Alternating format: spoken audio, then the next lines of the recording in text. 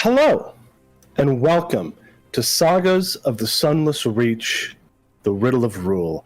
My name is Zachary Frederickson, your GM for this evening, and I am joined this night, as I am every fortnight, by my friends, beginning with Bitmap. Hello, I'm Bitmap. I do art. I just finished a Kickstarter for a comic called Mountain, which you should be able to pre-order soon if you didn't get the Kickstarter. And today I will be playing KSANA, your angry mom who doesn't want the world to hurt you. Oh, thanks, Mom. I am also joined by my friend Cory. Hi, I'm Cory. You can find me on Twitter at Endless Musings. I use he, him pronouns. Tonight I'm playing APRICUS the Luminary, having just been granted the power of Fireball, so I'm sorry for all of you, but I'm different. We know this and we love you.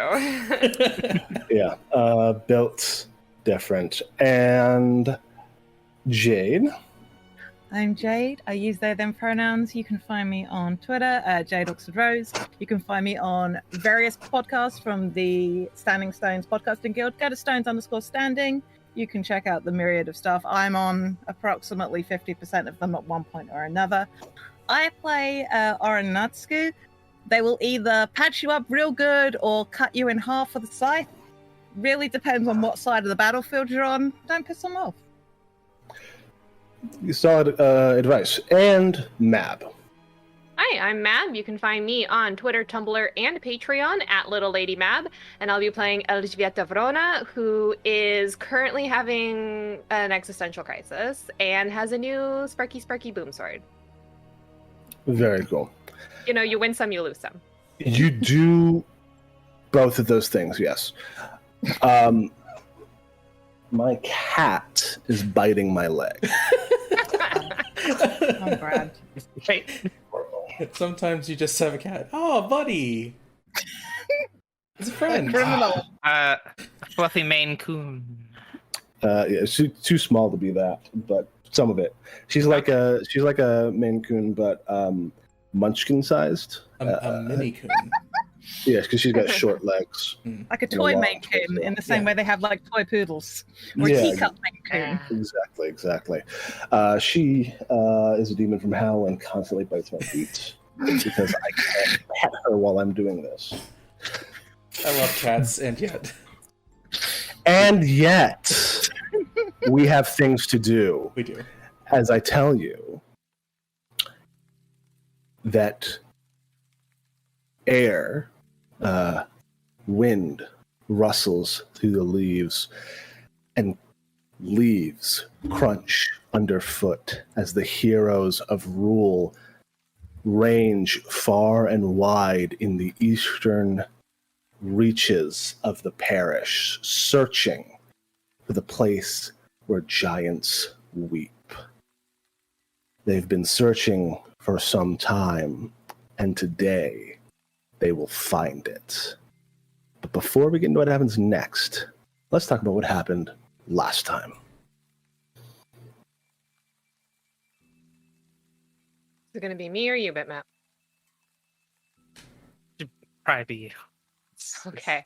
Well, I'm going to wing it because I remembered at 11 o'clock last night that we have to do a recap. So previously we did finally wind up at the lodge after, that amazing forest that we all loved. And after, KSANA made her big speech and threat to Vanatori himself, we all got in a fight. And it was a lot of tub thumping, knock us down, get back up again, you're never going to keep me down, and then we fall down, and then we get up again. It was a lot of that. It was very intense. And eventually, though, after we, take down his two Sparky Boom dogs and the man himself with his fancy-ass gun, thanks to the help of Soren, who came in and did a much needed distraction to be one other person to fire upon that wasn't us dying constantly in a pile. We were able to win. Thank God. Because if we didn't, that would have ended very badly right then and there. And so we all kind of took a moment, healed ourselves back up, explored around the lodge's main room, office area. I don't know what it's called. And while doing so, we noticed that there were a lot of other animal pelts just everywhere. It was a very tacky decor. They were on the floor, they were on the walls. It was tasteless, if I say so myself. But the one thing we noticed is that there were no wolves. And we're like, oh, that's odd. Wonder what that means. And then we just walked on. And we found Alexi down in a little... It was a big pit, actually. It was a really big pit. And so there was this massive underground chamber where Vanatori was being a dick and torturing our good friend Alexi. And so we were getting him out of the cage, and Alexi's like, oh, wow, cool, thanks. And the GM goes, does everybody's favorite line of, oh, hey, did you guys take care of that body? And we're just like, oh, we must have. We were up there for like 20 minutes, right? We had to have taken care of the body. No, we didn't. Guess who's back, baby? It's Vanatori as a werewolf. This is how I remember it. I was very loopy last session. I'm sorry. It was Alexi who asked you in character. Oh, it was because you had that look on your face. It doesn't make a difference in the grand scheme of things. It came from the GM, and it was that question that you all dread to hear of, did you remember to do this? And we all realized, no, we actually didn't take care of the body. How were we to know he was a werewolf? The clues were everywhere. And so... It was a full moon, not in our defense. Everything came together. Admittedly, Zach gave us all of the clues. We just didn't put them together.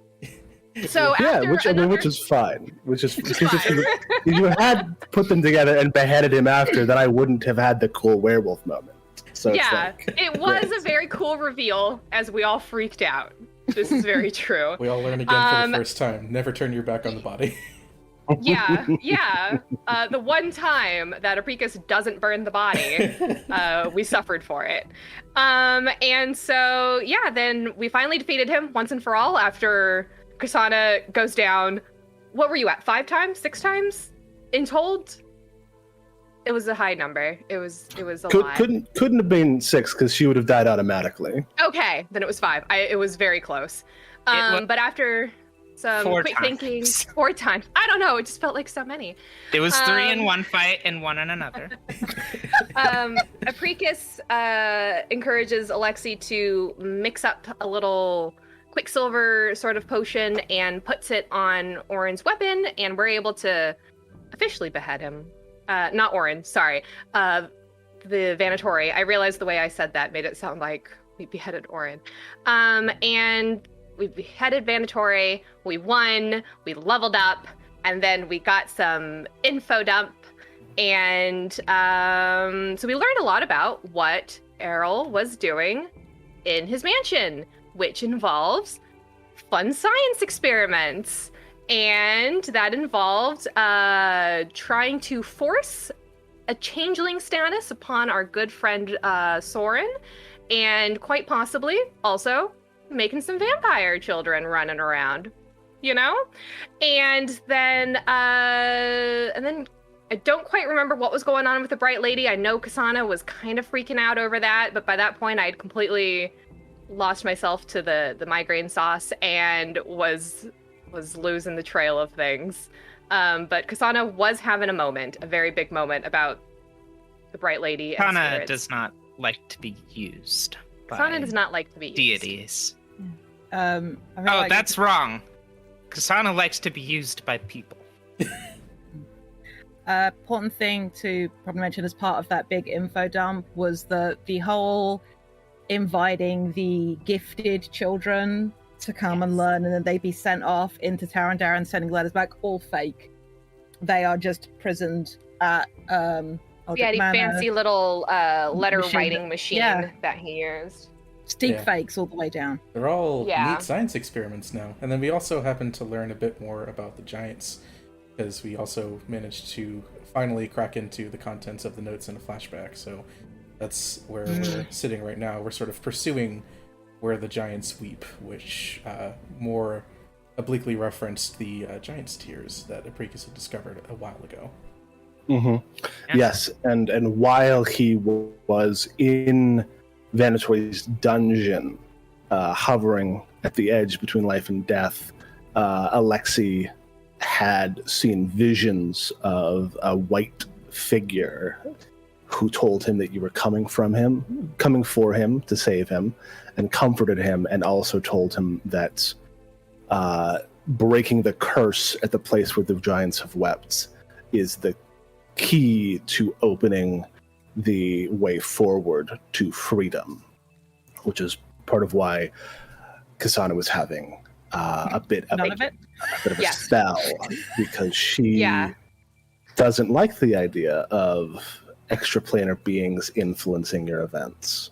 Yeah, the spider web just sort of was like a little bit of a real fuck you, just like, this is all part of a grand design that you cannot conceive the whole of. Fuck you. There are imaginings that happen beyond what you can something. Anyway, there's God. Thanks, God. I appreciate the directions. I, unlike KSANA, appreciate knowing where to go. Yes, and you also had seen some things during that first fight with Vanatori that might have had something to do with that. You had those of you who hit 0 hit points and were making recovery checks saw skeletal figures with crow skulls and enormous wings that were watching you as you were fighting. And I think we got one really good insight check from somebody to notice that they were rooting for you. I do remember someone doing a fist pump. Yes. Yeah, Yes, that might have been KSANA. Yeah, I think it was. KSANA or ORIN. Yes. Funny that the divine does root for KSANA. Or they just don't want her to be dead. Yeah, no. Listen, if the divine were so great, why don't I need one to get my spells? Yes, you could ask them that if you see them.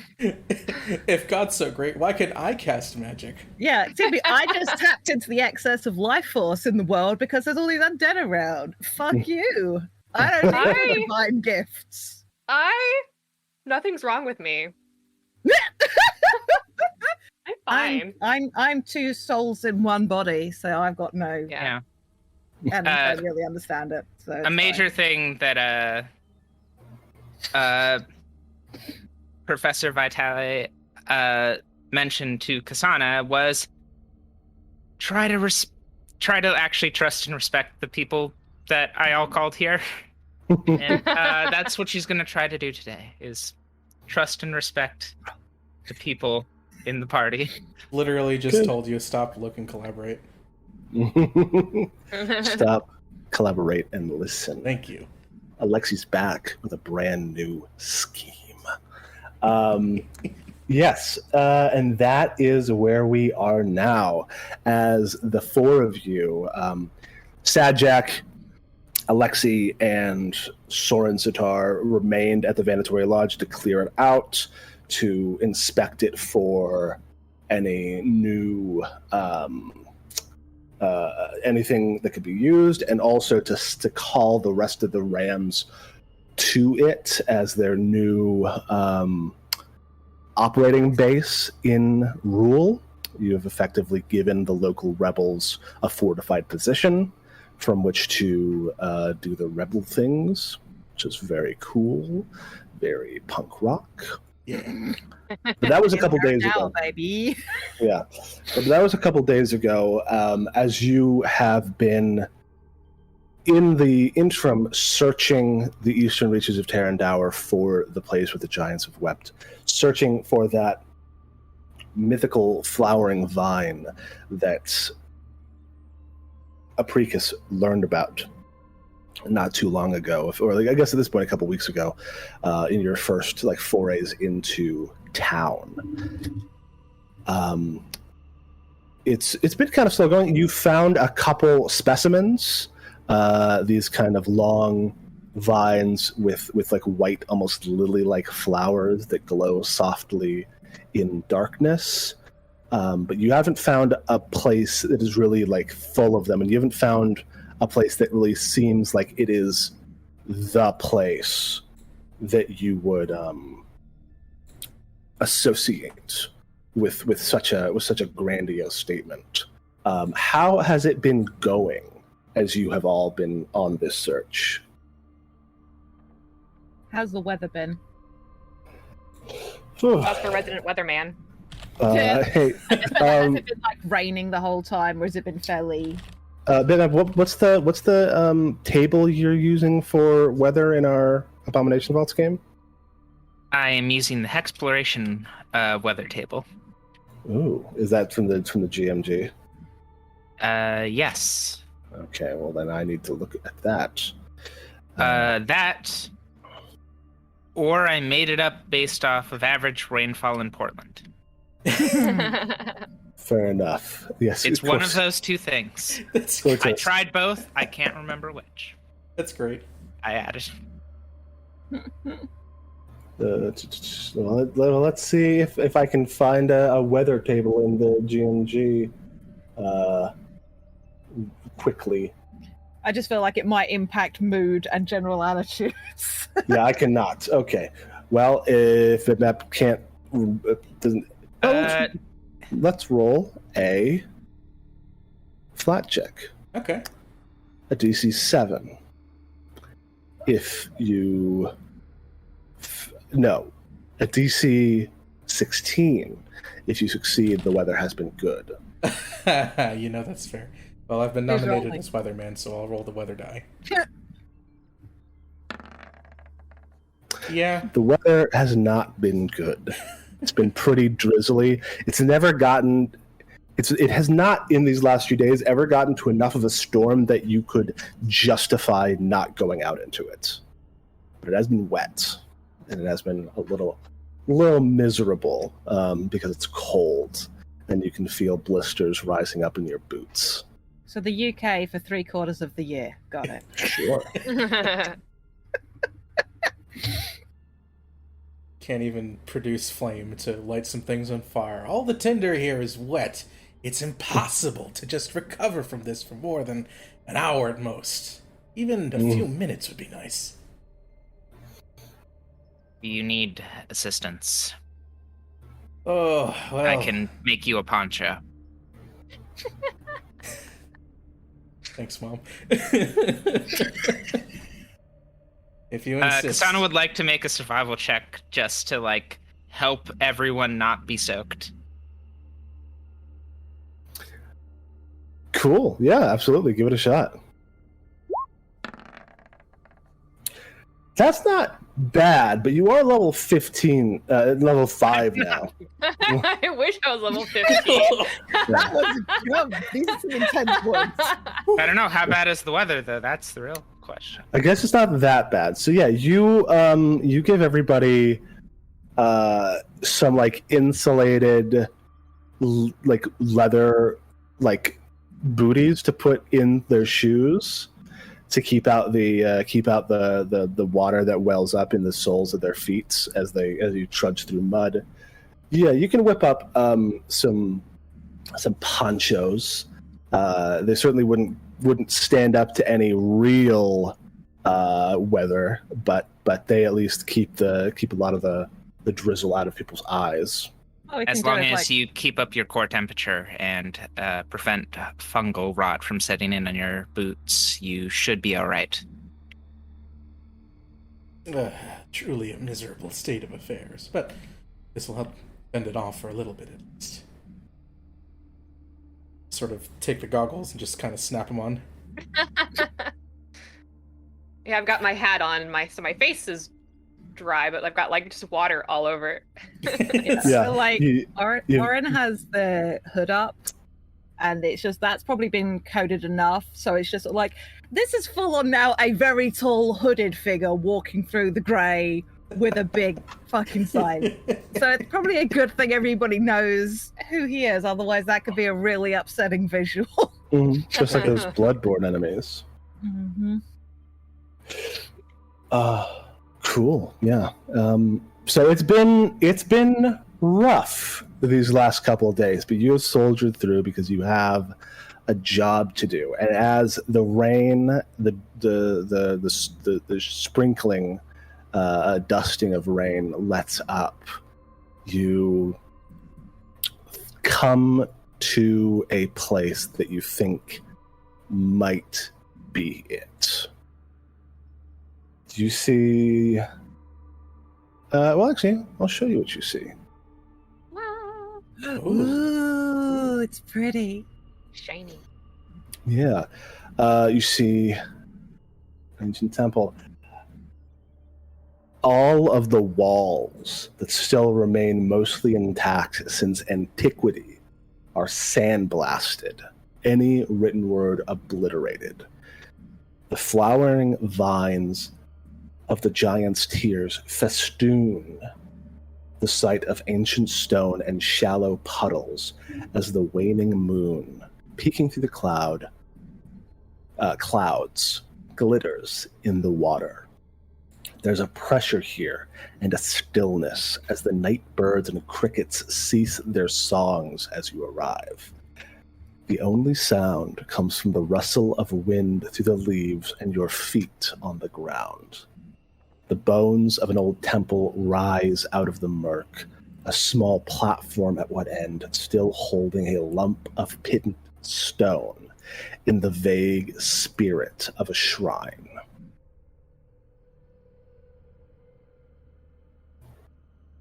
KSANA turns to ELŞBIETA and APRICUS. Wow. You two are the experts on finding things. Please lead the way. She steps back a bit. All right. Well, investigator, shall we investigate? Well, yes, I think we shall. Yeah, I'll go ahead and just throw a detect magic down. Cool. And you are third level spells is what you got right now, right? Correct.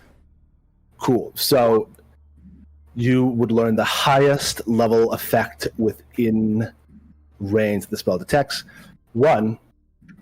First level detect magic. Is there magic around? Yes. There's a lot of magic around. Third level detect magic. School of Magic for the highest level effect. Let me do a little bit of double checking as to what school this magic would likely be related to. I'm going to move Orin down in the map because I want the people watching on Twitch to be able to see all this dope shit further down the map. Because this is really fucking cool, Zachary, I gotta say. Yeah, it's a great I said it in the chat, but NÄTTSKU also just, I think, abbreviated to Sepeku, CZEPEKU. They're a pair of map makers that work. They're on Twitter, they're on Patreon. I'm subscribed to their Patreon, and they allow their maps to be used in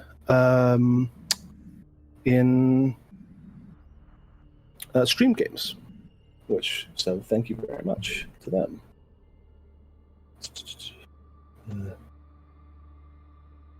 Ooh, 1 second.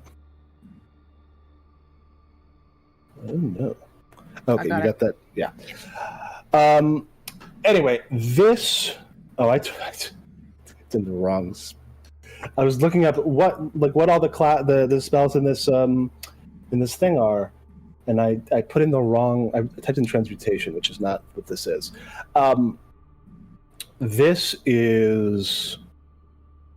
This would be a necromancy. Ooh. Yeah, I think that would probably be the best way to consider this. Yeah, a necromantic force that presses down, and then under that you feel other magic, also necromancy, but not in the same vein. Okay. And Elżbieta, you were reading aura? Yeah, that shiny little rock up there.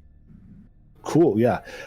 You head up over to that Thank you. Yep. shiny rock, and you are looking at it, you're inspecting it. This is certainly what kind of magic, what school do you think it would be for, like, the sort of like focus and like manipulation of spiritual energy? Would that also be necromancy? Arguably necromancy. You could make an argument for transmutative or abjuration. Even, Yeah, I because think it's maintaining. yeah, it's kind of got like a lot of that kind of built into it. It's certainly, it's like an artifact of some sorts. But as you like inspect it, you realize that it is damaged, and not, I mean, obviously it's kind of like worn away and like pitted and messed up, but it is metaphysically damaged. And as you are like reading the aura of this thing, a spectral image begins to take shape. What looks like a great iron nail driven into this shrine on like the spirit plane. And as you begin to like work with that, Orin, you're the furthest south on the map. You're looking out. You see someone approaching. And Make he's like a small whistle to the others, just so they know. cool. Yeah, yeah, and he stops like a little less than 100 feet away from you, Orin. Further south. Further south, yeah. As you see a man wearing clean, smart, black uniform with some gold trimmings that looks kind of like a doctor's robes. And he says, "You should stop that." Wait. Who's he talking to? Because Elżbieta is like wants to poke it. The one with the hat. You should. It'll be bad for you if you keep doing that. Why? Well, I'm not entirely sure, but I am led to believe that is a very dangerous thing your friend is doing. And who are you? My apologies. I am Dr. Mortimer Paxton, MD Dawnbringer. Can I sense motive on this guy? Yeah. It's shady as hell. Like, Absolutely. And APRICUS, you hear this voice and recognize it. oh no! But first, That is Orin, roll. MD from Dawnbringer, yeah. That's 26 on the sense motive check. Wow. This guy is very friendly and also dripping with malice. He's telling the truth when he says something bad will happen. But he's also bad news. But you get the feeling that he thinks that he might be talking about something he's going to do to you. I cannot remember this dude. But You- I know. I you- clearly Cory. No, I mean I Jade. Can't. Yeah. No. This guy hasn't been on screen yet. Mhm. But APRICUS, you absolutely recognize the name and the voice. He'll slowly wheel around, just arms out, sort of stepping towards where Orin is, to sort of stand side by side. Well, Dr. Paxton, I hadn't expected another alumnus of Dawnbringer to be out here, so... Ah, the Luminary, APRICUS. A pleasure to see you, old friend. It's been a bit. Didn't you get your license revoked after that business with the murder?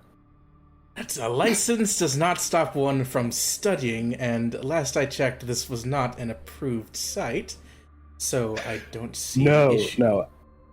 I actually just got in by express carriage. Apparently some very terrible things are going down in this parish that the school board and coronant would be very sore if it continued. APRICUS, roll, I guess, society, or to like remember a couple things about this guy. Yeah, sure. Society coming right up. I'm societal. Solid. You're societal, yeah. Yeah, you absolutely remember Mort Paxton.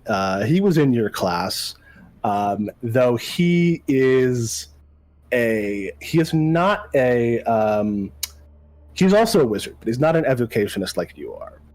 He's not a fire guy. He's a doctor, right?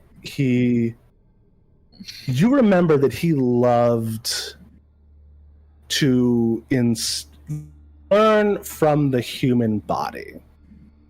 He had a particular zeal for autopsy back in your school days. Enough that you remember the nickname people gave him, which was the rabid anatomist. Extra. Not what I expected. When he said that the school board and coronant would be unhappy, do I know what he means when he says coronant? What part? What authority? Probably like I don't. We haven't really talked about what the title of the person who is ruling the city is, but that's what he would be talking about. Whatever member of the family is running coronant. The Errol in coronant. Okay. Yeah. So, you first. Sana is just going to slowly draw her guy's arm. Stealthily. Okay, give me a stealth or thievery check. It's okay. They're the same. Behind your back. Oh, look at you. Hey, that ain't bad. A +1. Cool. That meets his perception DC. So yeah, he's focused on ORIN and APRICUS. Yeah. He'll APRICUS continues to have just his arms raised. He'll have his book out to his side and ask, "So, how are the bodies of your work doing?" Well, the body of my work lies within medical science, dear APRICUS. Perfectly well, though it is true that I have branched out a bit to freelance work in these lean times. So, I take this. Yes. Should I take this to mean that you're now in the process of acquiring cadavers? If the opportunity presents itself, especially with, and he looks at ORIN, intriguing specimens. That's an interesting skin condition you've got there, friend. Do you know its provenance? You might have seen your face and broken out in hives. Charming. No. You could come closer and take a look if you want. I don't think so. I only truly wish to render unto you the warning that was given to me for you. By whom? Cease this activity forthwith. And who did that warning come from? My friend, it came from the top. I don't know what you've been doing out here in the sticks, but it's got some people very concerned. Just a little personal research. I shouldn't think anyone would take issue with that. consider us warned. Why don't you leave? Why don't you join me? Tea? What? I Joining will. what? I will. Oh God, I'm so not the person to do an intimidation check. I could try and Do you intimidate, want- and then I look. I'm not trained, and I have a -1 to intimidation. Feel free to step out from behind Yeah. Orin like they are a piece of steak. So, KSANA's been trying to keep sort of in the middle distance between all the party members, but definitely at this point walks up.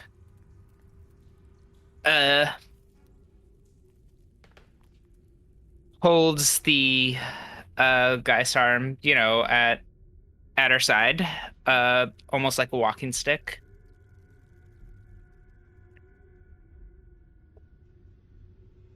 So, the Errol sent you. Yes.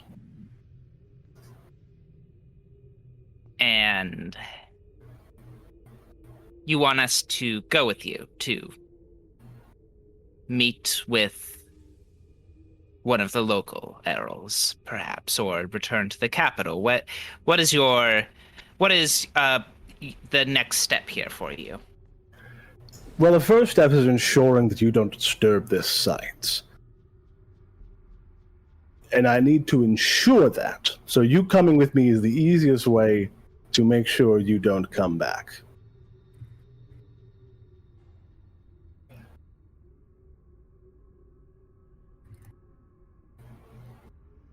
ELŽBIETA is just going to kind of like lean against the stone, not like touching the spectral thing behind her, but like the base that it's on. And it's just going to lean against that and cross her arms over her chest. Cool. You feel, ELŽBIETA, as you're like touching the stone, it is heating up. Stand right back up again. Ooh. Hot buns.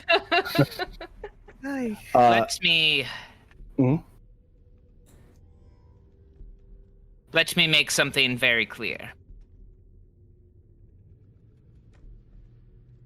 We are not leaving. And if you wish to take us from this spot, you will have to use force. And we are happy to retaliate at this point, now that we are more aware of the methods the Errols are willing to use. Please. Come. Try and claim us. And she raises her spear and points it toward the guy's arm towards him, and a burst of life energy, kind of flows around her, disturbing the ruins, and kind of blowing back the hair of both APRICUS and ORIN. He makes a big show of sighing and says, well, I suppose that's how it's going to have to be. APRICUS, you wanted to see the body of my work? God. Boy. Allow me to introduce you.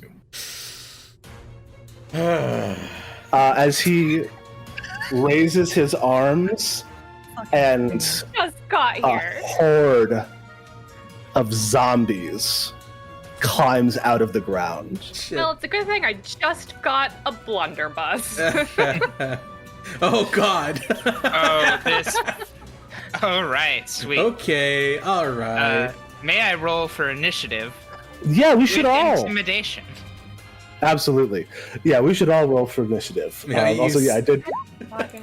Holy shit! Jesus, can I use society? I don't. How? How would you do that? I was attempting to parlay. There was an attempt in there. I don't think. Hers makes more sense. Okay, fair enough. Praise the sun. Praise the sun. Yes, this is thankfully this is not Oh my Jesus. 16 zombie units. This is actually a troop. Yeah. Ugh. Which this is my first time running one of these, so hopefully it goes well. A troop is the new mechanic added in Bestiary 3 that allows you to run a bunch of creatures as a single unit, which I'm very excited for. They just did something like this in Rusty Quill Gaming. It was gross. Didn't like it. Zombies. Two things. Did everybody take the hero point at the start of the session? Mm-hmm. And secondly, on our way in, is this just like shallow water? Yes, those are just puddles, so Okay. you don't have to worry about Impede difficulty. speed or anything? Yeah. I think 3 is the maximum, right? If so, then I'm already there. Yes. Yes.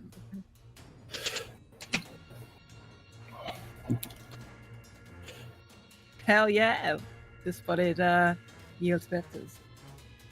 Yes. So, Orin, you are first as the zombie horde activates. All right. I will pull out my scythe. I will go into a rage. And I will march 30 feet forward. Sorry. Fantastic. What is this? The spectral nails? Oh, you'll see on initiative count 20. Yeah. That pedestal is starting to glow. Yep.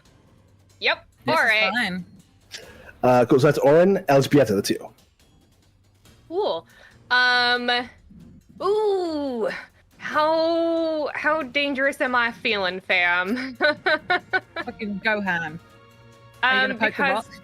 yeah, she wanted to like pick up a stone like as she's moving. So like basically she wants to like move to I guess like partial cover behind this fallen column over here. Sure. But like as she goes, pick up a stone and like chuck it at the thing behind her just to see what it does. Okay.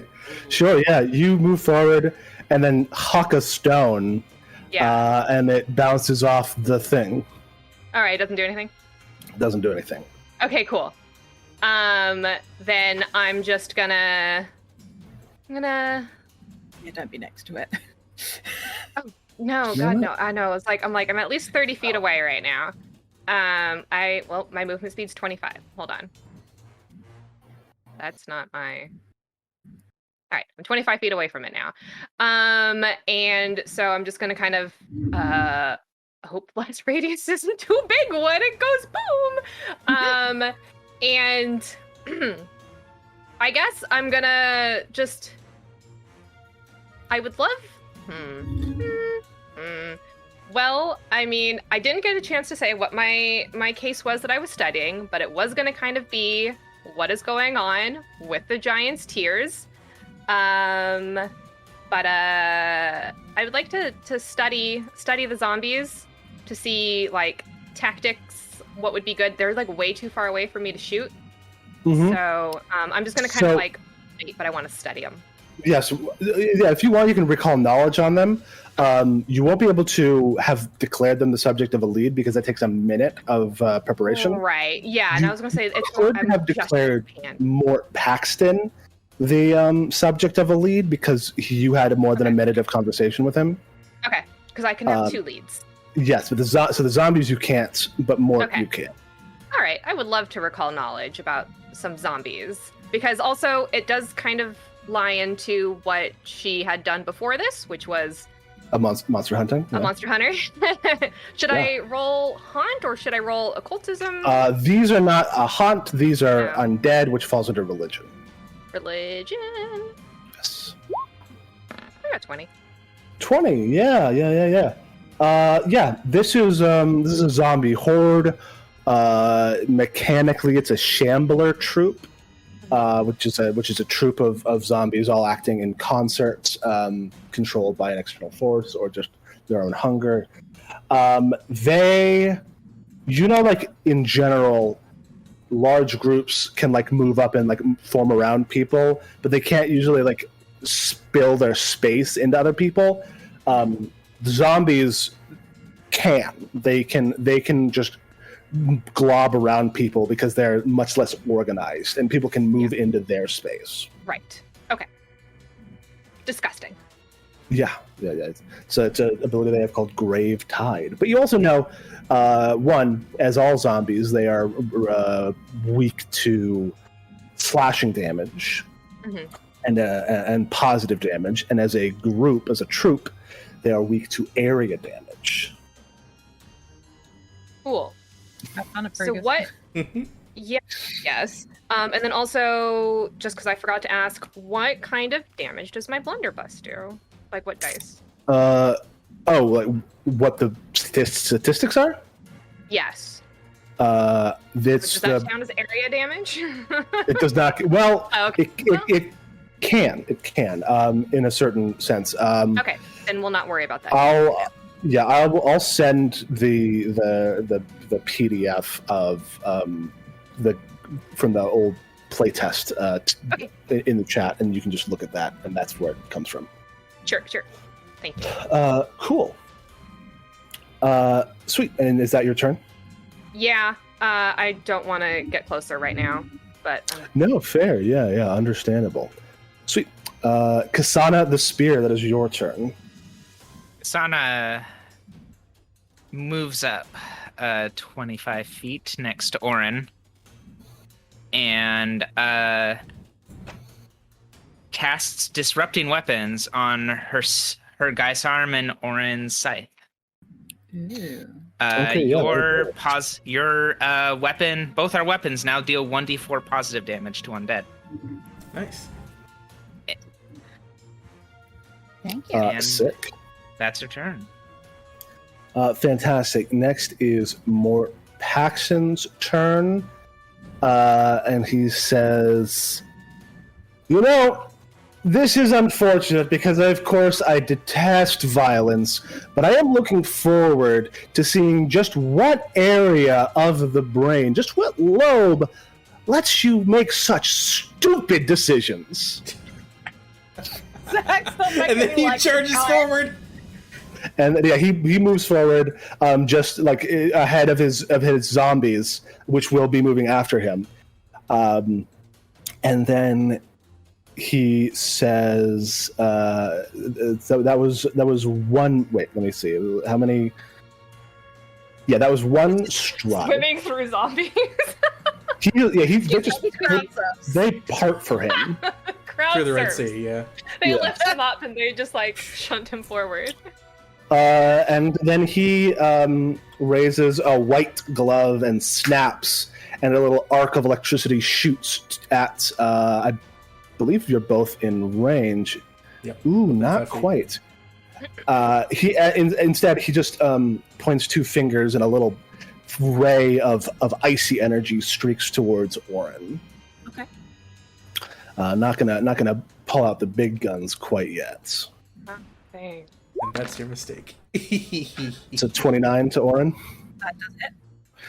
So you take 9 cold damage Okay. as ELŽBIETA, you see behind you that spectral nail fully materializes, appearing in the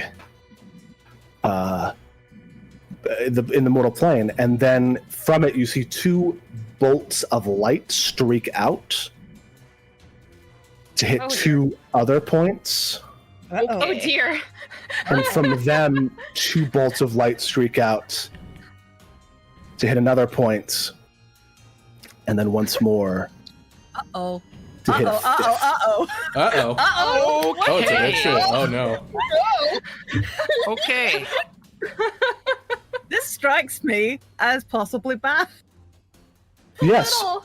And nobody is adjacent or within 10 feet of any of the nails, but you do see enormous, giant-sized faces contorted in anguish, like kind of rise and churn for a moment around each nail as they appear. In terms of people 10 feet within the nail, is not Dr. Pax one of those? No, he is not. Oh. I can make the auras visual. I see, it's Okay, right. I guess 5 feet adjacent to the nails. Gotcha. Okay. Julie noted. Okay. Yeah. And this is, the curse. This is a haunt. And it is active at the same time that you're being attacked. Oh. Sweet. Cool. Don't like that. Yes. So the zombie horde moves forward. They advance.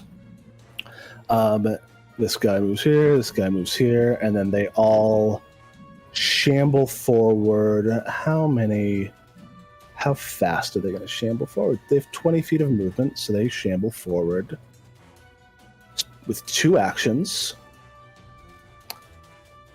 And just begin to surround you, swarming KSANA and ORIN. And then they attack with a shambling onslaught. So ORIN and...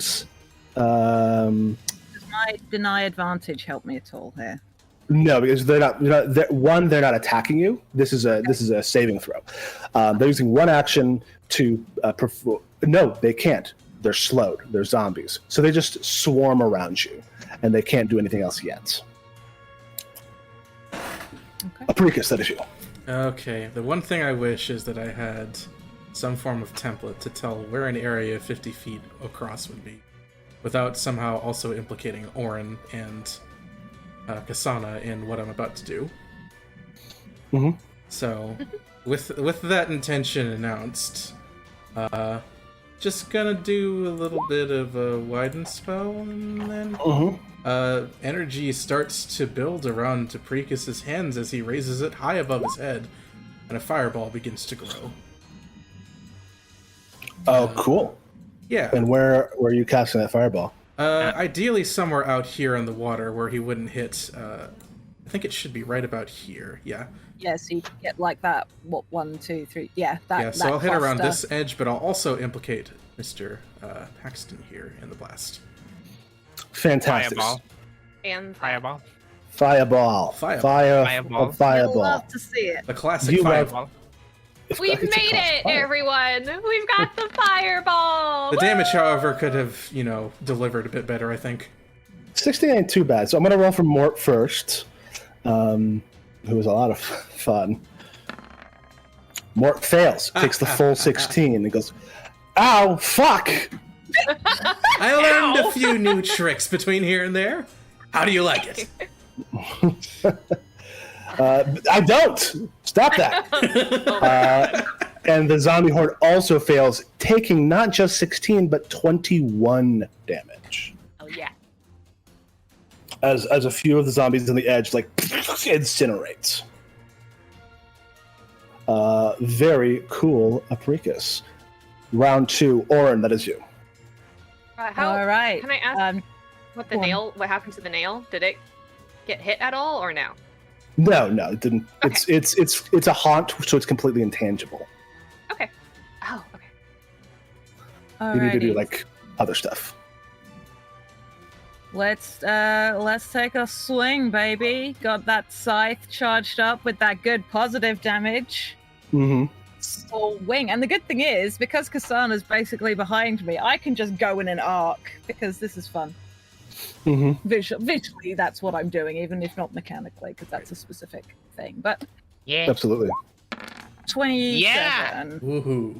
27 ain't bad. Almost a crit, but not quite. Okay. Dealing 25 slashing damage and 9 positive damage. Nice. Yeah. So, is it weakness 4 to positive? I've got. No, it's weakness Yeah. 5. Because you dealt Okay. 4 positive. I dealt 7 positive. The 4 is from KSANA Oh. disrupting. My rage damage is positive when I have spirit. Cool. Instinct. So they take another 3. Yeah, you can just swing hard and decimate this horde, reducing it in size. Beautiful. From 16 squares to 12 squares. Cool. I'll swing again. Oh, Jesus, yeah. I'll hero Mood. point that. Okay. I will try to hero point that if thing will let me click.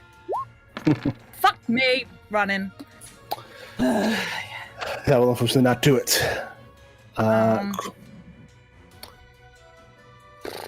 I don't have a shield. No. Fuck it. Does a 19 hit? You know what's crazy? The 19 does hit. 19 does hit. Dealing 11 positive and 21 slashing. So a total of 30. Total of 32 damage. Which is how much they had left. Well, I gotta rethink my turn. Sorry. No, this is perfect. As Mortimer like kind of I think it's literally just like a double swing, and like just, and then I've just got it out to the side, just looking dead at this guy. Okay. I'm not done yet. But that is your turn, Orin. Yeah. Sweet. Cool. Elżbieta. I would love to hunt study. Sorry, hunt study. I don't know what that was. These nails. I want to study them when they're active. Now that I can see them. I mean, understand that it's probably. I think Orin's got this in the bag. Honestly, I want to make sure that these things aren't going to shoot me in the butt when I'm not looking. Sure. Well, they're still like, they're also dangerous. Sure, roll a hot lore check. Unless it's like a feat you have. No, it's my lore. I don't think I have a feat for it. Cool, yeah. You look at that. They are not going to shoot you, but every time they go, they shoot out psychic energy. Okay. Within that radius? Within that radius, yeah. And you need to uproot all of them to break the curse. Okay. Fantastic. But it's spectral. How can I shoot it? Can I shoot You can't the- shoot. Can I shoot the rock? No. It's in the rock. Oh. That's not. You need to go and exercise it. Okay. Do I need know to- how to do that? Yes, that's what your hot lore is. Okay. I go, okay, you guys, I think you got this. But I'm gonna work on these bad boys. I'm gonna move a little bit closer. She's kind of like feeling just kind of like where the edge is. Obviously she can't see the aura, but I would like to try and start exorcising this one up at the top if I can. Yeah, that's a haunt lore check. Another one. Okay. Yeah. Fantastic. It would otherwise be a religion check, but you have a Okay. lore for it, which makes it easier. Fabulous. All right. Well, let's give that a go. I'm gonna hero point that one. That was shit. Yeah, you also have to be in the radius to do it. I have to be in the. Okay. I'll That's step into the that's radius. the danger of the encounter. Whoops. I did not. There we go. Okay. I'm gonna try it again. Cool. Yeah! That's much better. Fuck yes! Absolutely. I mean, it is only. It isn't. Is near the most perfect I can be. So. Yeah, no, that's a 30. So you grab this nail, metaphysically speaking, and Yes. wrench it from the ground, causing the lines, the beams of energy spilling out from it to dissipate. All right. Yes. Usually that's 2 actions, but this time I'll let you have it. Oh, thank you. Mm-hmm. Very good. KSANA the That's all I'm Spear. doing. That's all I can do. KSANA looks at Mortimer and says, "So you say you're not done?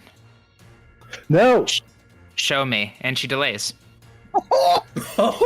Power move. Cool. I love that so much. Absolutely. Fantastic. So you're going to go after Dr. Paxton in the initiative order, and he says, Gladly. And then he steps back. And he says, you know, interesting. Did you know that this place is where innumerable giants laid their bones? And then Sweet Jesus. pulls up his hand and casts Bind Undead, which this is not exactly how this works, but he's gonna spend the spell slot to do this thing, to fix my encounter, and summon an enormous Hey. skeleton. That's such a mood. Oh my god, Oh, KSANA! Okay. And he says, go get him! And it's gonna roll, this is at a +9, so that's a 23. Does this qualify as a huge creature, Zach? It does. Thank you. Good thing I'm a Titan Brawler, baby! Yeah. Oh yeah! Cool. So that's his turn. KSANA, that is you.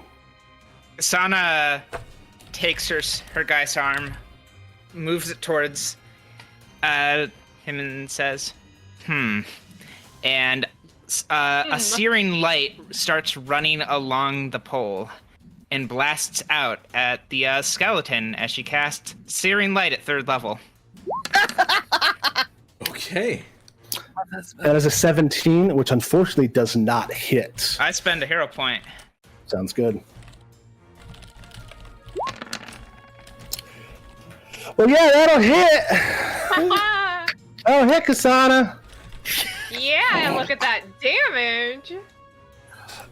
Incredible. Yes, so that is a good solid hit on the large skeleton, which takes 17 fire damage. Well, actually, it's a skeleton, so it takes 12 fire damage, because skeletons are resistant to fire. But then it takes 21 good damage, which it has no resistance to. And you immediately bloody this skeleton. And yeah, with that, she just walks 25 feet up. You feel like you can now, Mortimer. As you walk off, I sort of like click the back end of my scythe against your guy, so I'm just like a high five, but with a pole. Very lacrosse. Incredible. Cool. The giant skeleton now goes. As it lumbers. Wait, let me look at its abilities, because I didn't have this sheet set up, because I thought a horde would be scarier. It spends 2 actions to make a terrifying charge. It strides and then swings its giant horns. Yeah, I'm terrified. At KSANA, but rolls a nat 1. So Face plants into a KSANA, puddle. KSANA, it like slams its horns down at you, and you just throw up your guy's arm and just Oh, that's sick. block it like two bucks locking antlers, and you just twist, and its head like spins in its socket before it catches itself, and then swings its horns down again. 22. That is a miss. Misses again, slams down, and you like just twirl out of the way. Next is the spectral nails. This one up top is fine, but each remaining nail, that wave of churning faces reappears, screaming in anguish as the auras increase in size. Oh. Does that catch Mortimer? Does not catch Mortimer. It does catch KSANA. Wait, it might catch Mortimer.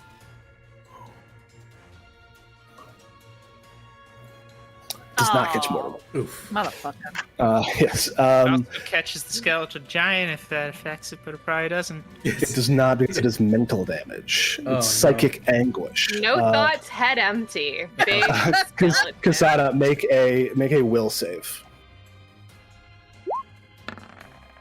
26. That is going to succeed. She's very willful. Certainly. So you're gonna halve this to 6 mental damage. All right.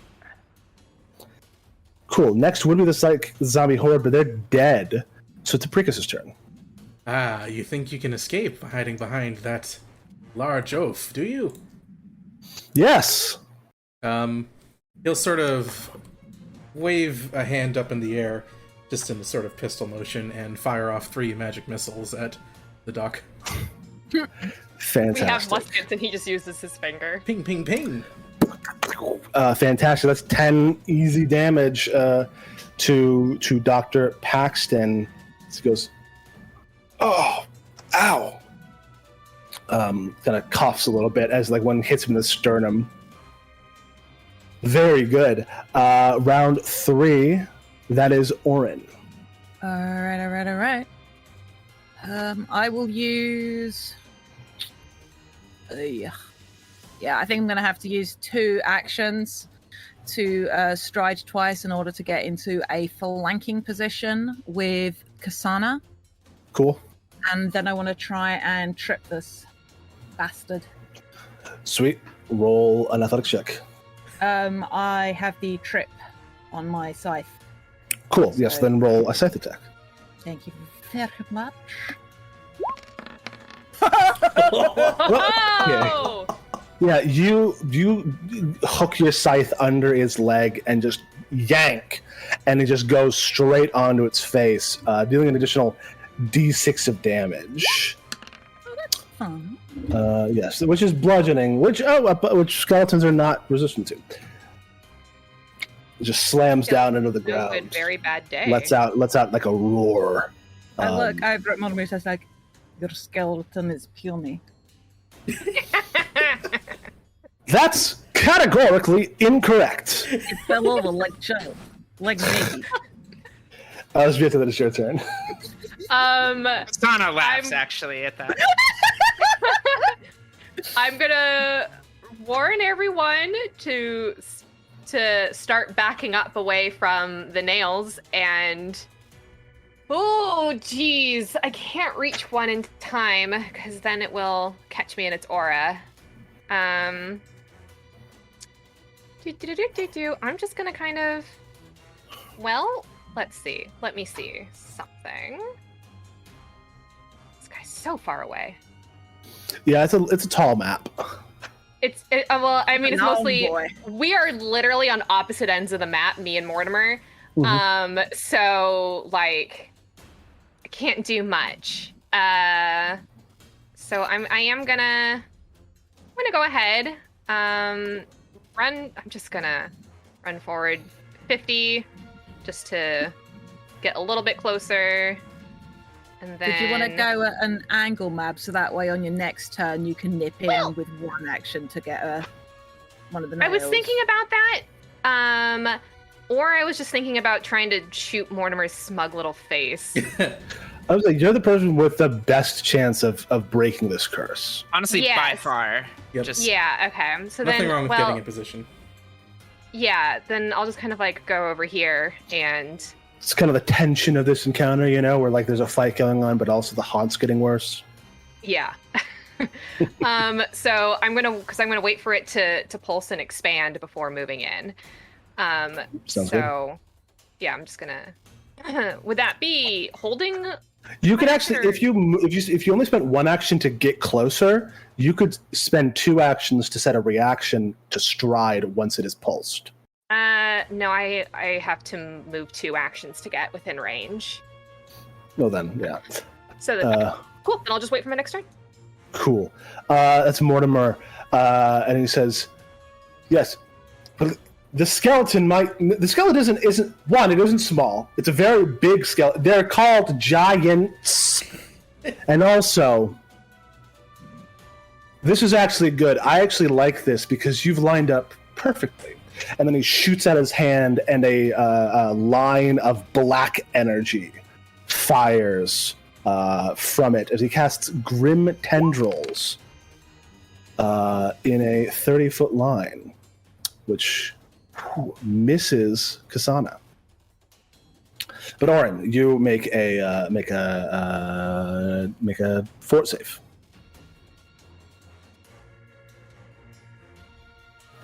I think. As the skeleton heals 9 hit points. No, is Jade with us? Oh no! Oh, Oh no! Oh no! All right. oh, jeez. Uh-oh. Sorry, my sister's calling. I'm gonna tell her to text her back. Ooh. Yeah, Well, that's just a screenshot basically. It's frozen Jade. No. Frozen Jade. Fortitude save. The negative energy was a little too effective, I think. yeah, right. Let's see if someone have access to Jade's sheet to roll it at least. Yeah, I'll roll it. Everyone should have access because it's they're available to everyone. I'll roll a fort save for Orin. Done. A plum forgot. Thank you. Cool. Yeah, Orin only takes half. Orin, we'll just keep moving while Jade is figuring things up, because Orin doesn't go for a couple minutes. Yeah, totally. A couple moments. 28. That's a success on Orin's part. It's going to reduce that 9 negative damage to a 4. And then Mortimer runs this way. All right. Nice. And I think Jade's back with us. Welcome back, Jade. You just took a little bit of negative damage. Nope. Okay. Oh, nope. Never mind. Nope, Jade's gone. That's okay. All right. Damage so situation. KSANA is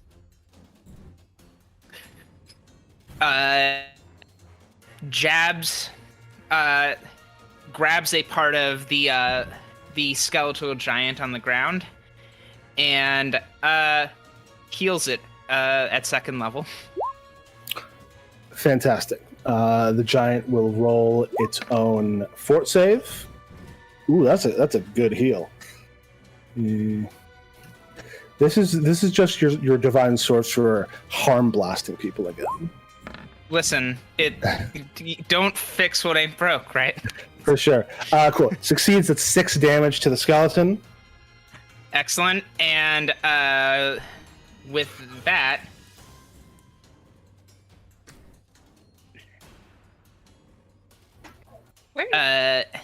and does it? And with that, she sorks some of the vital essence of her attack into her weapon. Cool. I think it's negative, so probably not going to do much for it. But then her silver geist arm comes down. Actually, this is a skeleton. She pulls out her hammer and is going to... Actually, no. What she does is she jabs her spear into it, and she just lets out a second searing light. Okay. Roll it. This guy's I think I clicked it. What? No. There we go. A 20 is gonna hit, dealing. Oh yeah. So we'll take the first one. 20 is gonna hit, dealing 14 fire damage and 15 good damage. This skeleton is looking rough.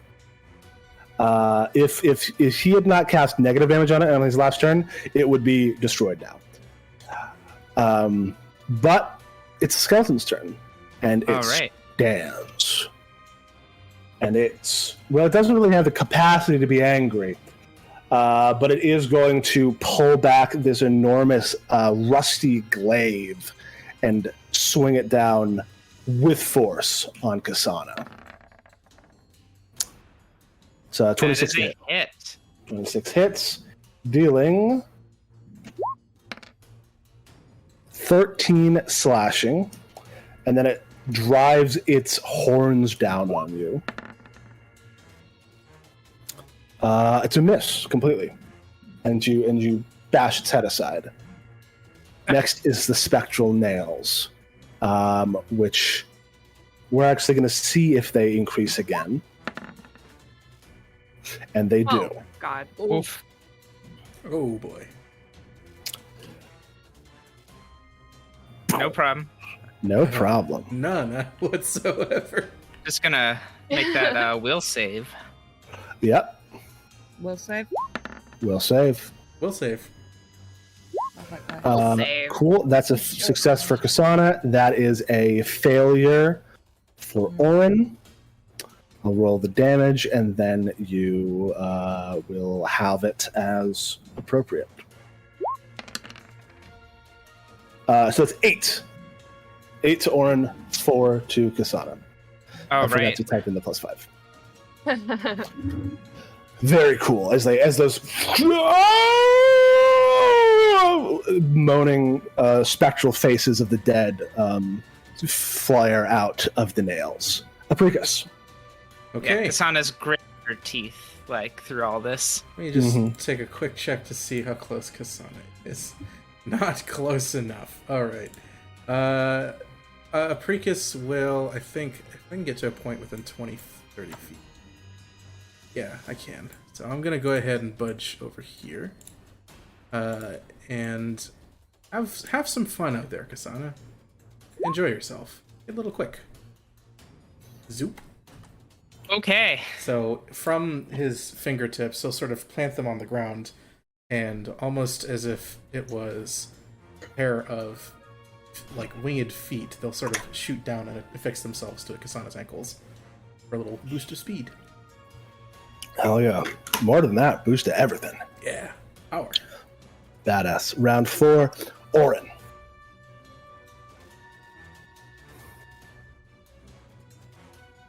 Jade, I think you may be on mute. I am. Thank you so much. I just needed to check that the main connection was okay in the house. Hopefully I shouldn't Gotcha. drop again. Sounds good. I will attempt Alright. to trip again. Sounds good.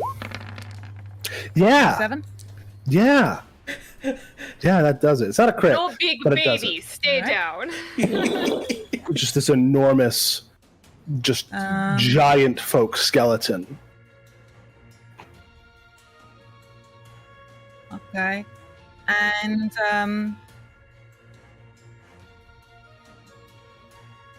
mm-hmm.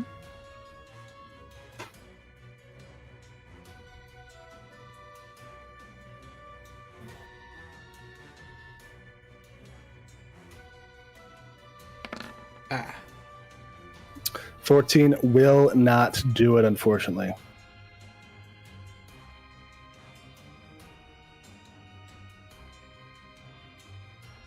All right. I think you have one action left. And I'll try again. Okay. 21. 21 will do it, actually. So, ORIN, you swing, you like hook your scythe, throw this thing to the ground. It slams down, goes, and like you like kick at it, and it like brings up a hand to block, and then you just slam your fist, your elbow into the right here on its skull. It just crumples inward and crumbles to dust. As they are crumbling to dust, you start seeing the energy like leaving its body, and KSANA basically kind of for a moment the energy flowing out of her briefly inverts into a sort of a vacuum. Ooh. And she casts Death Call as a reaction. So a living creature within 20 feet dies, or an undead creature within 20 feet of you is destroyed. It invigorates me. I gain hit points equal to the target's level plus my spellcasting modifier, which is 4. I will double that because it's undead, whatever its level plus 4 is. Wait, the level or The creature's level. level plus? Oh, yeah. So this was a level 4 creature. It was an elite skeletal giant. So I just got 16 hit points, temporary hit points. Hell yeah. Jesus. Just slurp Alright. the big skeleton's life essence. Yeah, as the minor curse of KSANA begins to emanate out of her, and things just start really, the life essence starts really pumping out, you know? Fantastic. Elżbieta. I'm gonna run. I'm gonna run for this nail and attempt to pull it out. Hell yeah. Gotta switch back to my character sheet. Hunt, please. Does a 26 make it? Yes, you get up in there, you wrench it out of the earth. I get, like, it's in the earth, but it's not in the real world. It's not a physical thing. Yeah. But as you do, the beam connecting it to the central nail flickers away. All right. We're getting there. That's all I can do. That's all you can do. Mortimer Paxton keeps running, runs up onto the battlements here, so he's about 10 feet up. And he goes, oh, fuck, okay. And is going to real quickly churn his hands to create a number of to invigorate his own self, giving him 10 temp HP. All right. So KSANA's hasted. Have Yes. fun. So she can actually get behind him with 3 move actions. She basically charges up with her spear, skids around the steps and dashes up them with just a kind of a bit of that superhuman speed as she nods at APRICUS, but very, very fast. And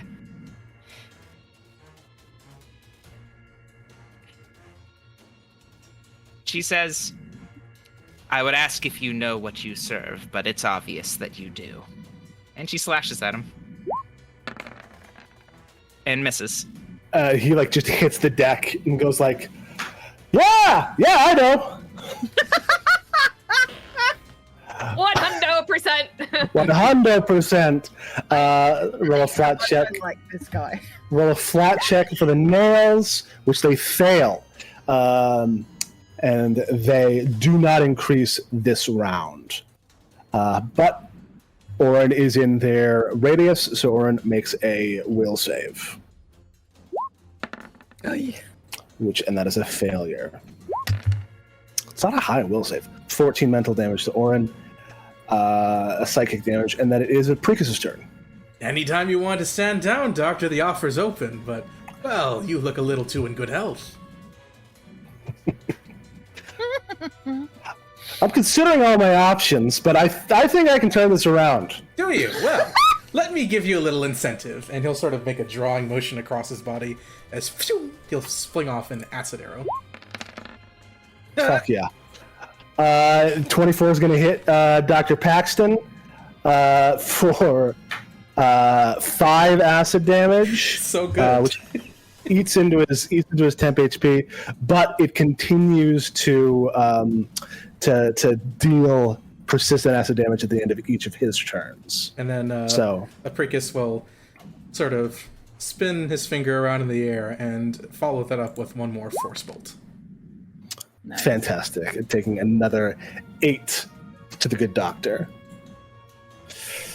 I see your your distance from the classroom has not tempered your persuasive writing skills. Round 5 begins. ORIN, that is you.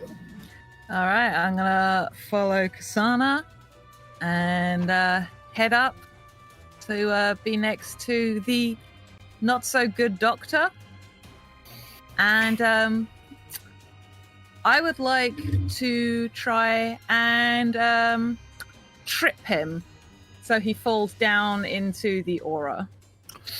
That would be more of a shove.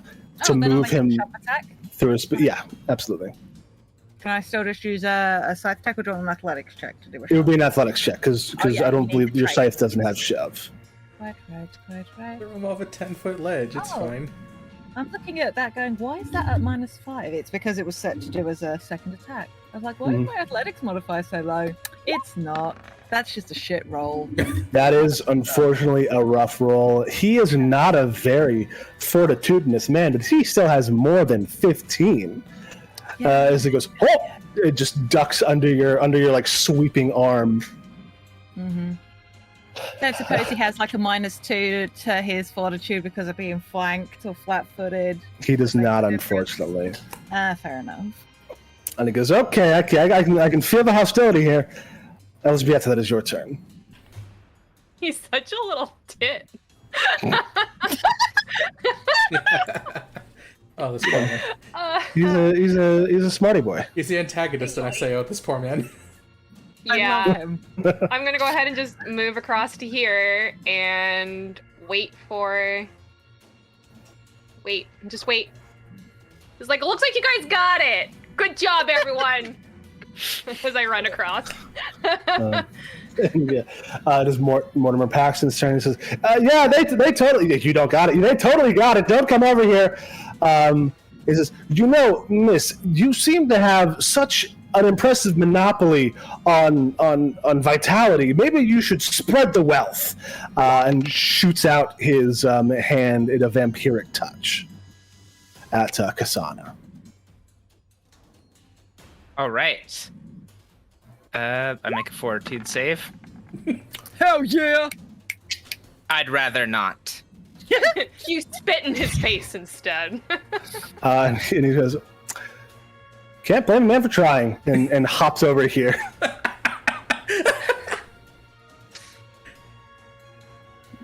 Nice.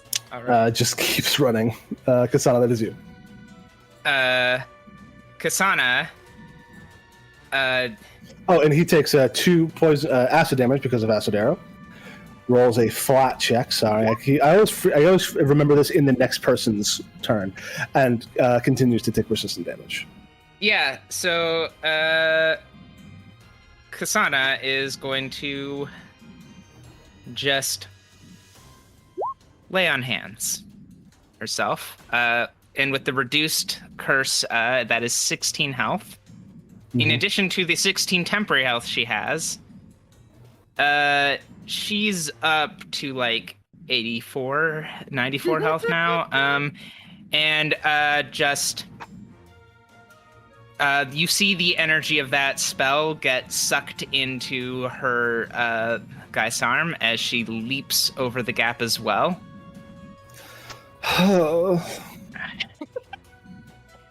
And she's just gonna, do a little slish slash. The 17 will not hit Dr. Mort Paxton. Damn. And she does a second attack and misses both times. And yeah, that's all 4 actions. Did you see this little flash of metal in his hands as he kind of whips it out to stop the blade, and you realize he has a scalpel? Ha! Ha! That he's fencing with you with. Not what this is for. Tick 20. It is the Spectral Nails' turn. They roll their DC now 10 flat check and succeed. Increasing their radius by another 5 feet. Now 20 feet across. It's going to be very difficult to get in there with one action. Oh yeah, I'm not. I can't on the next turn get in there and pull it out. Yeah. I was very excited for this encounter. And that moves it into Orin. So yeah, Orin, that's a success. So you're gonna have this.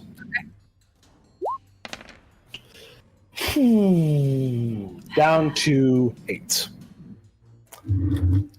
APRICUS, that is your turn. Oh, let's see. Let's evaluate my options here. It'll be a little bit until I reach that point. So why don't I just sort of maneuver myself into This should put me with... Oh, barely not. Okay.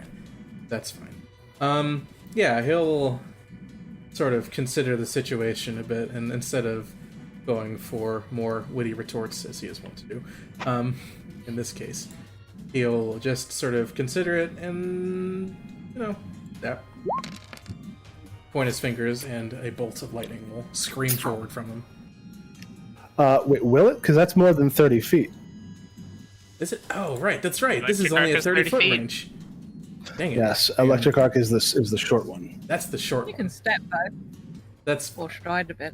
I will instead daze.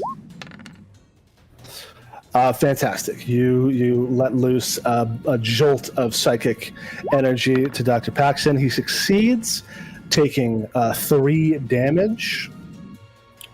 Goes, ow. Sorry, 1 second. I'm getting a migraine. 1 moment. Just something Okay. to awaken the mental faculties there. Round 6. To the other side.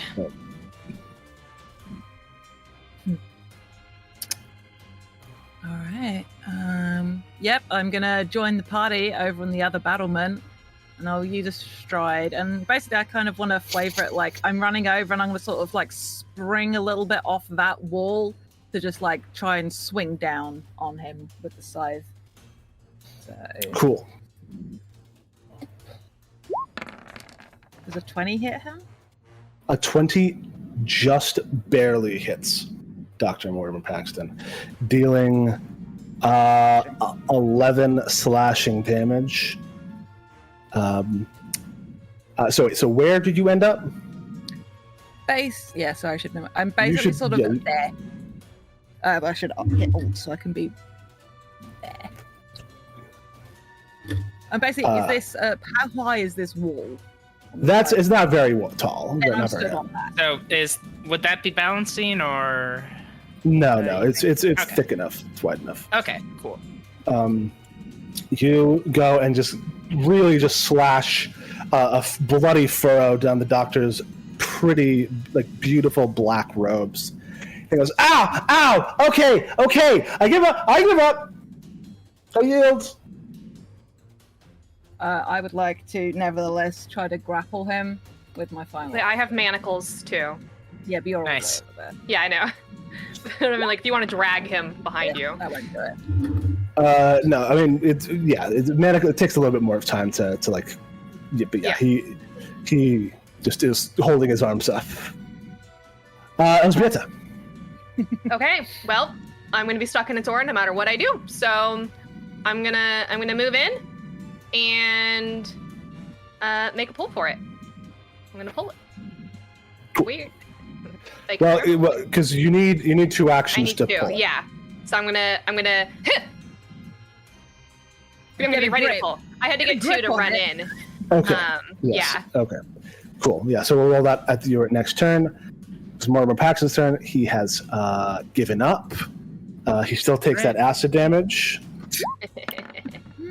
and continues to take it. APRICUS, roll your d6. Yep, that's coming up. You'll want to wipe that off. I would love to. He's going to spend his whole turn trying to get the acid off of him. Fails. There you go. He takes off his jacket, is just wearing like a little t-shirt under it. What? No, he's just wearing a Dawnbringer alumnus. Yeah. Dawnbringer, you class of. I spent all my money on this university and all I got was a stupid t-shirt. And it says "Go Sunrises." Oh, that's great. KSANA, that is you. KSANA is going to. I'm just gonna make a quick check of my own. Okay.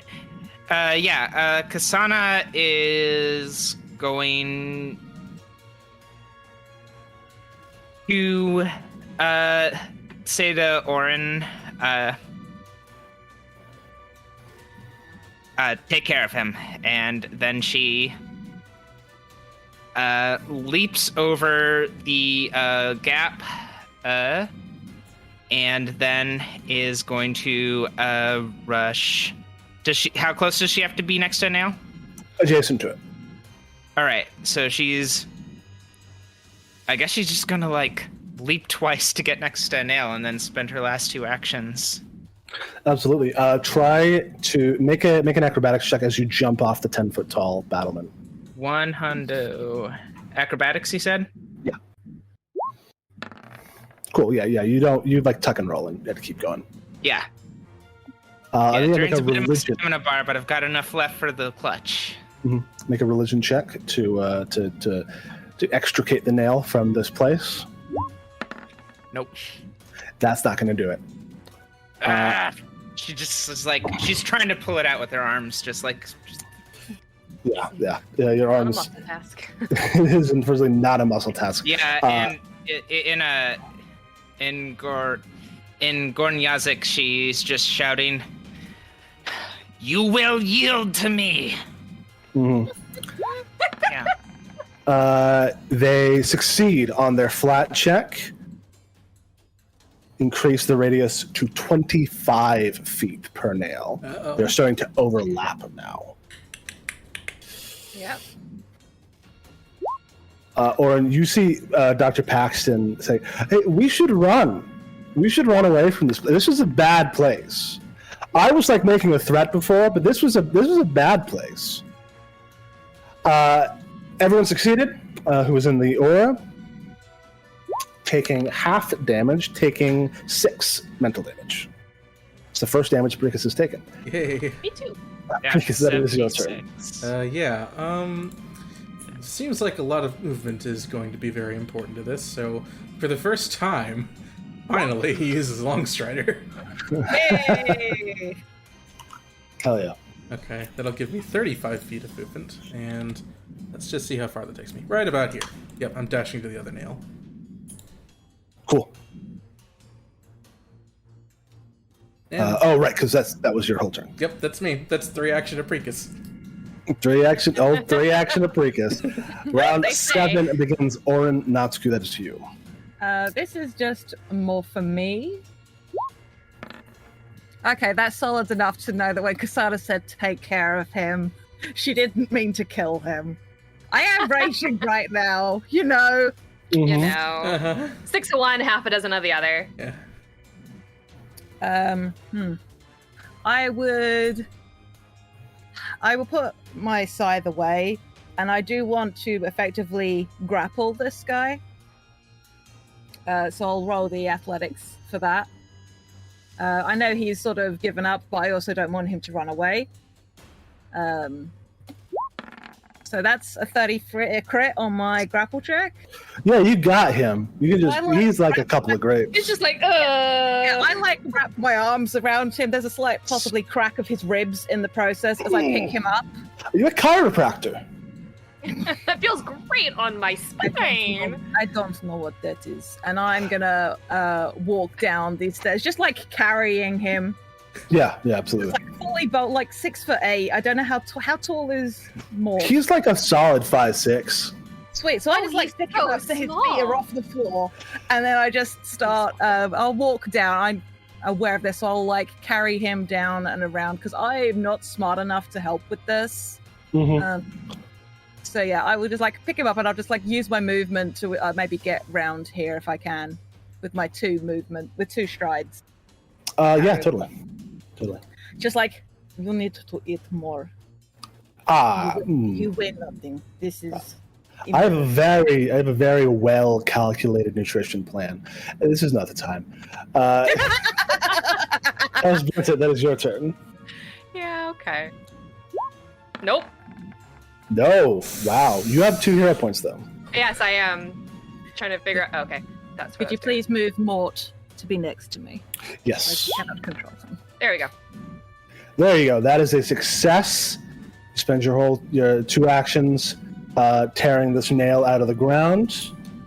Yep. And, And then I'm gonna start moving 25 feet in the other direction. The beam flickers out. Yeah. Now the nails need to succeed at a DC 15 to increase. Sick. Next is Mort, and he's just kind of chatting. Hanging limply in your arms. What do you mean by nutrition? Well, you need a certain amount of protein, I don't really,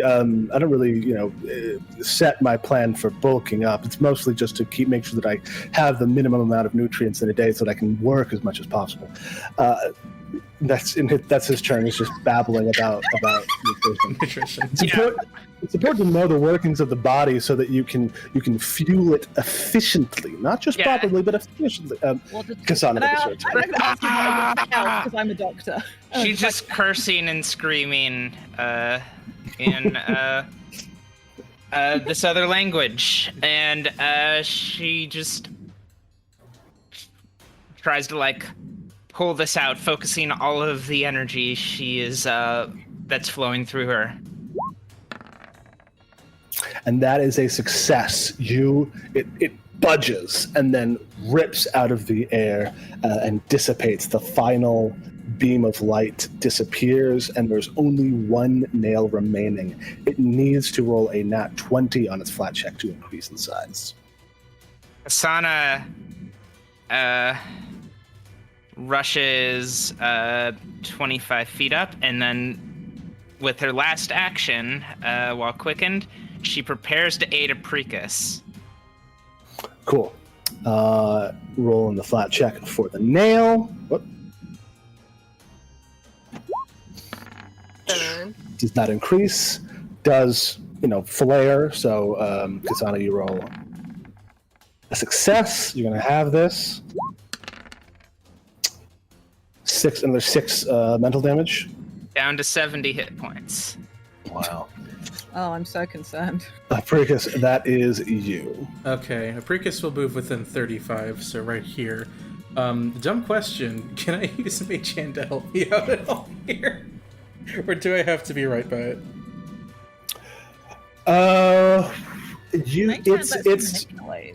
It lets you manipulate, but not to the extent. This is like a spiritual thing, so I'm going to say no. Mage Hand is not.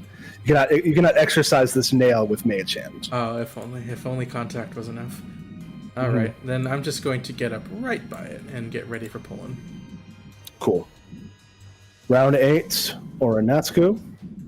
Continue holding on to the doctor, and I want to ready if he does something shifty. He said he's given up, but that might have just been the fear talking. If he tries to rabbit off or try to escape, I will unarmed strike him, by which I mean I'll probably headbutt the back of his head.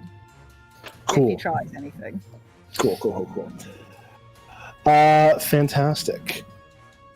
And that is ELŽBIETA. I'm just gonna book it. Cool. I guess can I use all 3 and just get within 75 feet? Yeah. All right, that is right here. Okay. Moving. Oops, I missed. Very fast. Yeah, running. well, I don't know if I can trust these other ones to pull them out. I mean, KSANA got 1, but... Mort Paxton is just kind of hanging, chilling. So what's your workout schedule? Do you push-ups, bodyweight exercise? Do you lift heavy things? Or is this just natural for you? And not so heavy things. Fair enough. KSANA, that is your turn. KSANA rushes over to be in one of the other Triforce adjacencies, and is just going to be screaming and shouting and channeling energy. She tries to bend this occult and religious energy to the human spirit. Yeah. It's 25. So with your belief in your own power and in the power of people in general, you clasp your hands around this spectral nail, pulling with all of your might as it rips out of the ground. And a change comes over the ruined temple. That pressure leaves. It recedes. The points where the nails were glow soft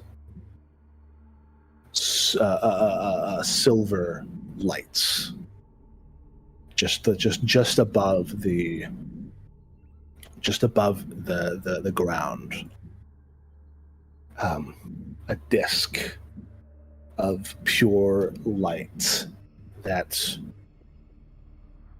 wanes and then crescents and then disappears, and then a crescent appears and waxes as the spectral forms of giants, these enormous 10 to 15 foot tall figures with like horns and kind of long fluffy ears and like fuzz on their over their skin, kind of climb out en masse out of the ground, and they kind of regard you for a moment. I bow deeply, still holding Mort like off to the side. Forces him to bow with you. Under our And as you like watch, one of them comes forward. These ghostly figures. One of them comes forward, wearing like furs and feathers and like a kind of like looks like antler based like head like dress or like crown of some sorts. Yeah. And they speak in a language that I don't think any of you know. I'm assuming it's giant then. Yeah. Is it Jotun? Yeah.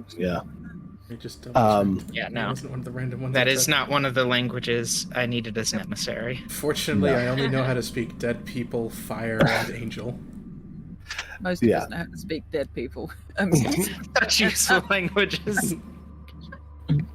You can't understand what they're saying, but you know that they're thanking you as they begin to kind of dissolve into mist. And as they do, you all hear the sound of flapping wings, and through the cloud cover, you see stars as a great black shape cuts a silhouette against the night sky and approaches. But before it gets here, we will take our break. Sweet. Lovely. Pass. Shit. Zach, stop making your NPCs so likable when they're buttheads. It makes me feel like a terrible taste. Can't do that. I won't. No, I know you can't. All right. Well, off to the BRB screen. We'll see you all in 10, right? Yes. See you.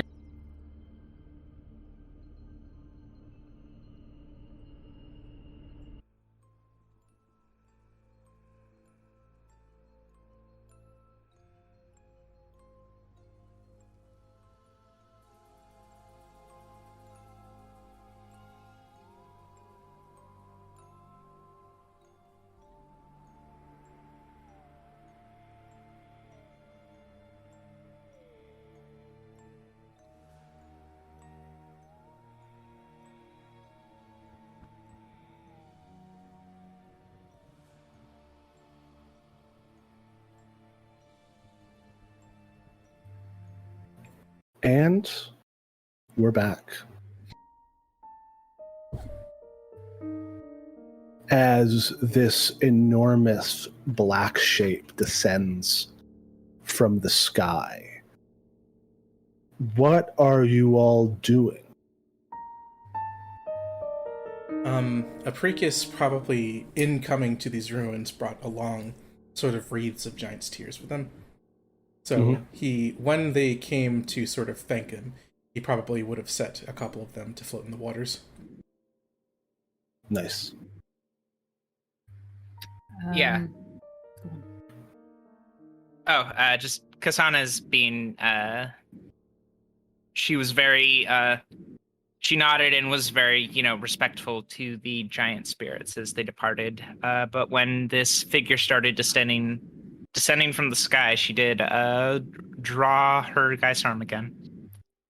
And it's just standing there with her guy's arm out. Cool. It looks like it's landing on the platform that the first nail was on. Mm-hmm. Where do you all, in comparison to that, where do you all post up? Can we put the manacles on the good doctor? Yeah. Oh, sure. Yeah. To the side. Keep an eye on him. Sure. Yeah, I'll pass those over. Yeah, I'll Manacle. probably be at the stairs to the altar afterwards. And would there be enough time to refocus between here and there? No. This is pretty much immediately happening. Like a couple minutes more than 10. That side of the stars and everything, all the conversations we've had about these things that people keep seeing and hearing. Orin's gonna have the rage having faded with the appearance of the spirits and stuff like that, is probably gonna approach. Cool. So. And yeah, as you approach and as this thing gets closer to the ground, you realize it is the shape of an enormous... Pardon me. Little enormous sneeze. An enormous black raven, but not like a physical thing, like the silhouette of a raven. A bit of endless, deep, inky darkness, but with burning blue stars for eyes. And it lands on the platform and opens its wings, and the inside of them are the cosmos. Enormous fields of stars stretching for eternity in its expanse.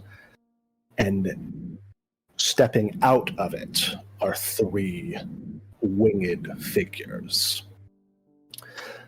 The raven shape kind of dissipates, fading into mist, and you see these three figures. One, a towering magpie-winged humanoid figure, over 12 feet tall, with a white face mask and a gown woven from gleaming silver-white thread, bearing an ashwood staff topped with a crescent moon. This woman is flanked and attended by two humanoid skeletons with crow skulls, one with white bones and black wings, and one with black bones and white wings, each of which is carrying large, wicked-looking scythes.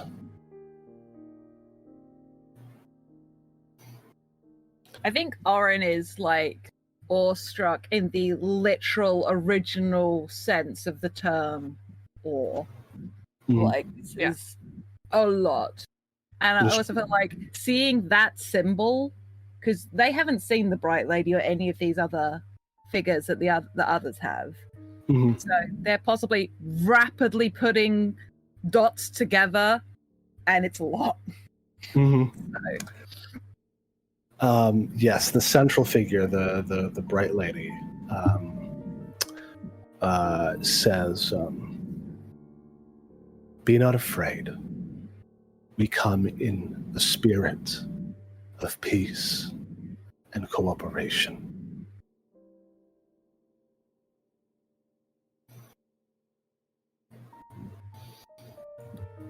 Thank you, heroes, for your actions here.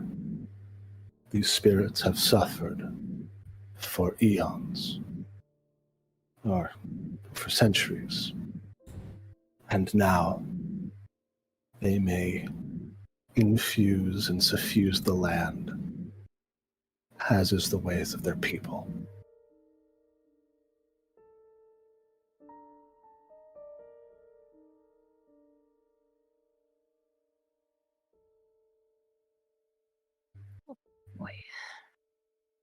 Well, it was the right thing to do. To trap spirits in the is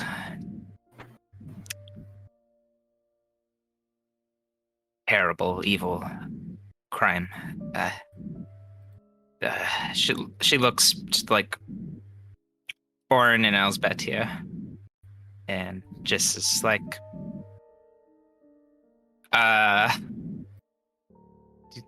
just kind of.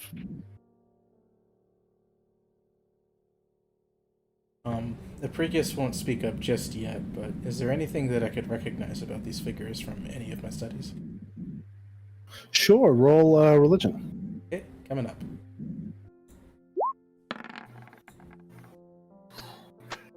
Yes, you recognize both of the crow-headed figures as Vanths, which you had identified before. This central figure is more obscure and certainly feels more powerful. You get the vague memory of hearing about like the really like one of the highest tiers, the highest echelons of psychopomp like hierarchies are those that seek out and thwart the machinations of those who would cheat death. You think of the name Morrigan. Before he turns to address them, yeah, he'll turn to the rest of the group and just sort of ask, sort of askance, does the name Morrigan mean anything to any of you? Does it? Ooh. Fuck yeah. Yeah, it's a rank. It's the in the ranks of these like angels of life and death. It is the closest thing you get to like a paladin or an archangel.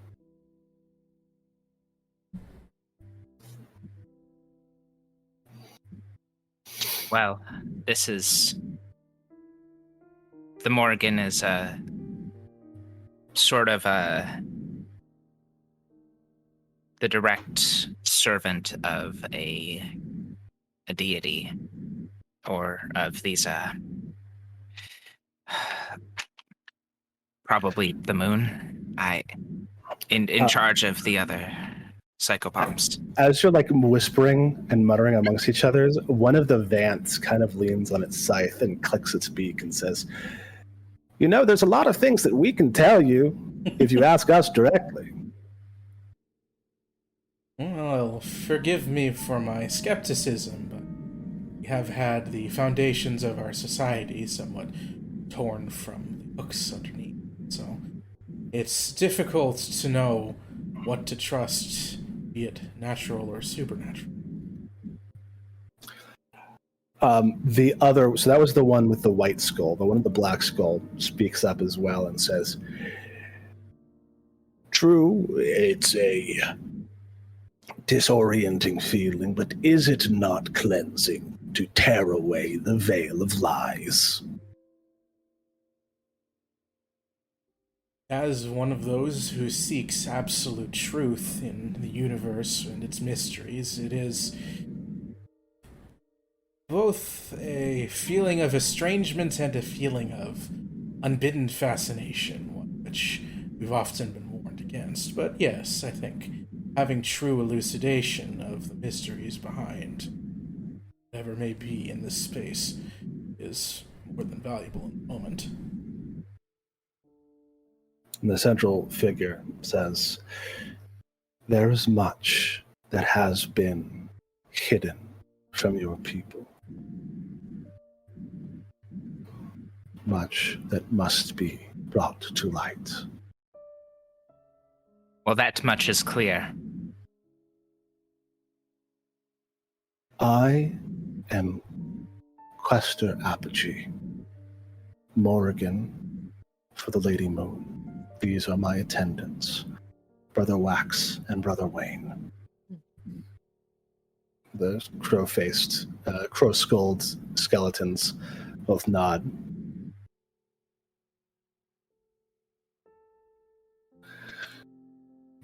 Are there answers you seek before we proceed? What are you here to do? In this moment, not general. We are here to help you help each other. Who installed these nails here in the first place? The Dynasty Arrow, shortly after taking their place as the new rulers of this nation. To what end, though? What benefit does it do them to prevent the giant spirits from infusing the land?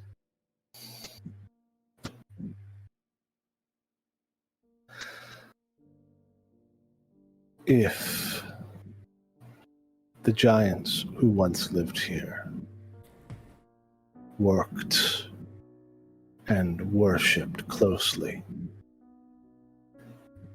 the agents of the Lady Moon, they would have seen these new masters for what they are. Did the arrows darken the sky? No, that was a curse laid by the Gilded One. She unclenches her fist a little. Forgive me a question of personal curiosity, but do any of you happen to know the significance of the Lady Moon in connection with our broad-shouldered companion over there? And he'll point to ORIN. Of course. It is difficult for gods to interfere where they have not been invited. Our only jurisdiction is the transit between life and death. But for a life cut short, for an extraordinary death, there can, at times, be exceptions made. A reaper brought into the world.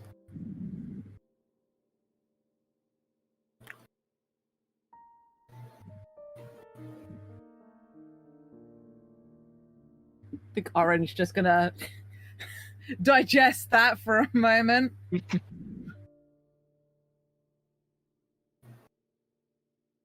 And one more of even more personal curiosity. Unless anyone else has any other questions and wishes to let matters proceed. If you are servants of the moon, do you perhaps hold secrets of that other celestial body hidden behind clouds, that of the sun? That legendary mystical thing. Spoken of only in legend. Well, at And this point, a few neighborhoods over. Praise him. Praise him.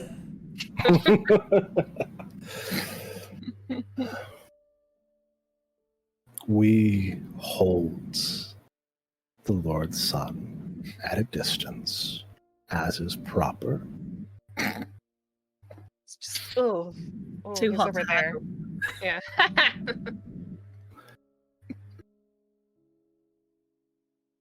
If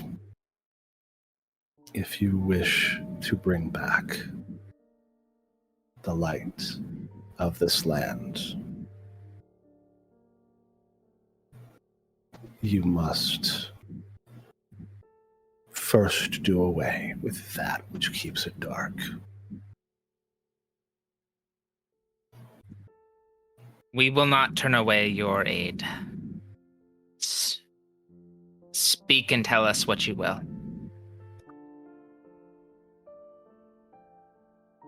Very well. You must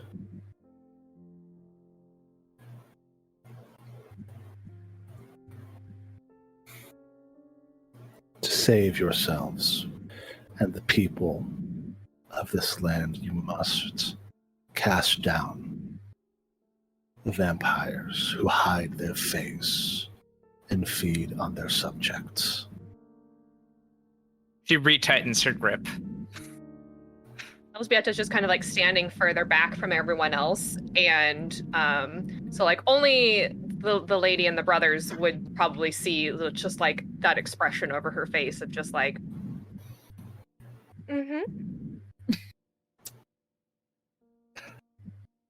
Elżbieta, make a diplomacy check. 24. Nice. You'd see Brother Wax, who is the White Bones and Black Wings. You definitely like his eye sockets are empty, but you do make eye contact with him. And he very discreetly points at you and gives you an okay sign. That's the one you was pitching last time, clearly. And says, "You're cool. You're all right." I got you, boo. I got you. Meanwhile, KSANA's just like, I'd heard there were rumors, but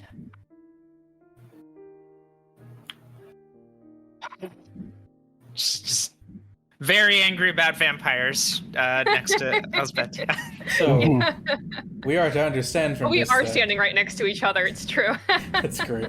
Yeah, we are to understand from this then that the Gilded One was not the only one that we worry about, or is it that more came in his wake? A vampire 200 years ago was slain. And his killer, already afflicted with the curse and presented with a land of endless night, went about constructing a society that depended on his dynasty and learned not to question their saviors. Of course. We already knew that Errol was fabricating children of vampires. I suppose this is to understand where he got that ability from.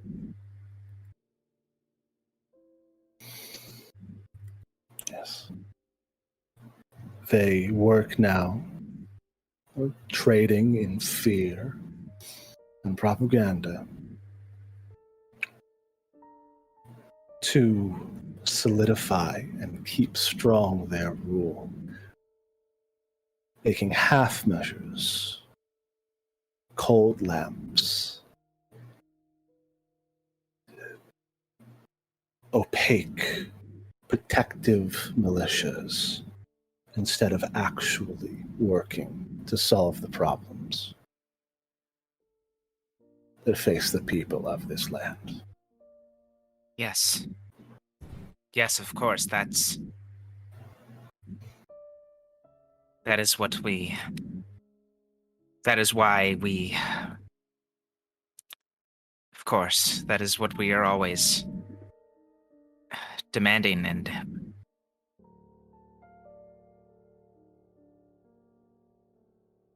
and that they let the people like him, and she points at Mortimer, Look at that guy. work in their institutes, raising undead even. It's... Yeah, I'm keeping quiet because this seems like a pretty serious thing for you, but yeah, I'm still here. Dr. Paxton, my friend. He goes, hey, what's up? Now might be a time to consider joining the Unshrouded Sun. Interesting thought. I'll keep thinking about it while you keep talking to the terrifying bird woman. We're increasingly finding ourselves on the right side of history, my friend. The offer stands Disrespectful open. way to talk about my wife. Shakes your hand, Jade. Shakes your hand. I'm sorry, a scary bird woman with Scary moon bird legs. You don't expect me to want to romance her? A spider bird woman, even. Morgan's actually also have. That's the she left the web. Of course, yeah, okay. Mm-hmm. Yeah, that's where her dress is made of spider silk. Just Of holy rank spider it up silk. the attractiveness. It's great. Yeah, the... Yes. I think after like getting all the information, I was like, "Is that what I'm here for?" You, Warren, Erin, and actually, as you all look, both of them are standing here because this is a place of spirits. Mm-hmm. You see the body of Orin and the spirit of Erin side by side. Well, that's fun for everybody else. Mm-hmm. Yeah. So, Oren, I suppose you would sort of see the spirit overlay, because in life, Oren was about I think just maybe a little over 6'2", 6'3", fairly sort of whippet thin kind of build, shaggy dark hair, easygoing features, sort of like perpetual 5 o'clock shadow kind of vibes. And Aaron is maybe 5'2", 5'3", white blonde hair, cut short, just curling up, and he has much sort of stockier, just like very clearly solid, the much more sort of serious expression, very sort of like strong features. Mm-hmm. Yeah, and like the shape of Orin is almost like a blanket or shroud that is like encompassing both of these entities.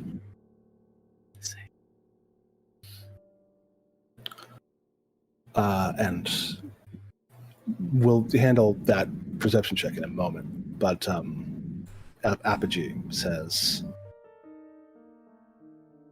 "You are here because the world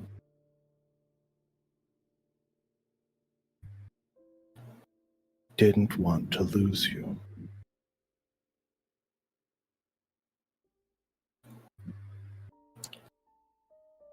And it's true that there is much that you will be able to accomplish in this quest to protect and free this land.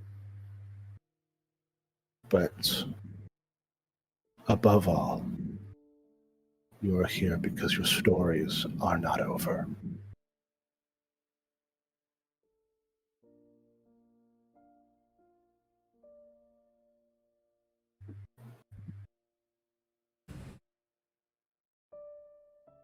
Thank you. But you sort of hear the voice in almost like stereo, like in one ear you hear one accent, and in the other ear you hear the other. And they're both using their own vocal cords now, rather than Orin's shared big body. So, KSANA, do you think that you would get a circumstance bonus for familiarity to hit that 20? I will leave that up to you two. What you're describing sounds like a bonus, but No. I would be inclined to say there is the circumstance +1 there. I think hearing that voice on top of the visual,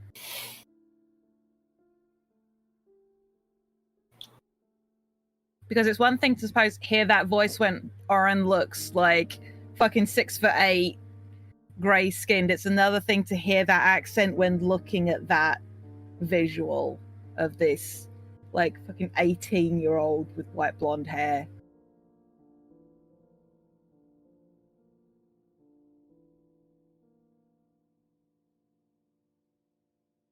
yeah, I guess then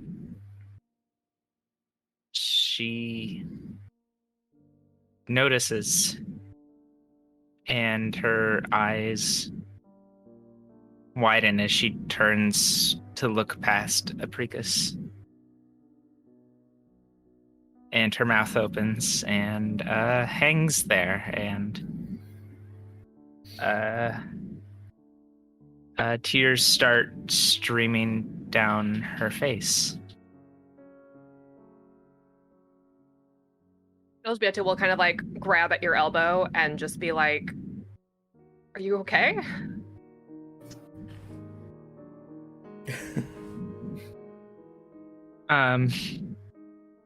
She doesn't respond. And I think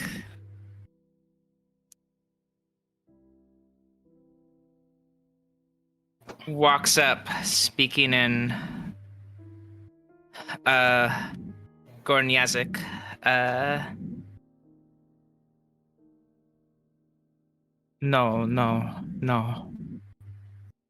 No, you're... Mikhail was supposed to remove you from all this. No. You weren't... You were supposed to be away from all He did. the fighting, He did. But, you know, I could not let things stand. I had to fight. It was the right thing to do. That much I learned from you before you left. my arena. No, when she tries to hug her. It's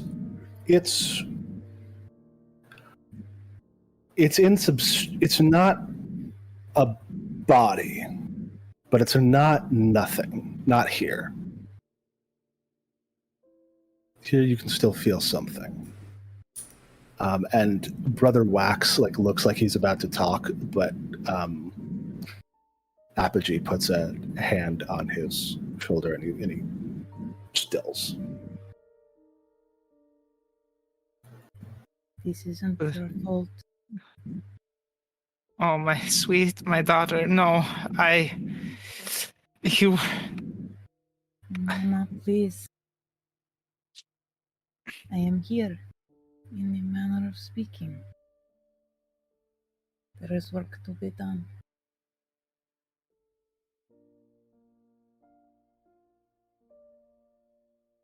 We all have our part to play, yeah?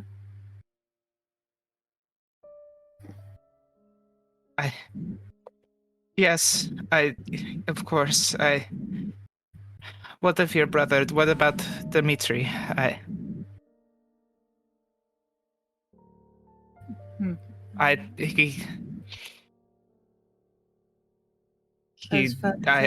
wouldn't even recognize him. He was he wasn't even a child when Mikhail took you. I'm sure he is fine. He did not live when I did. I cannot say for sure, though. I don't know.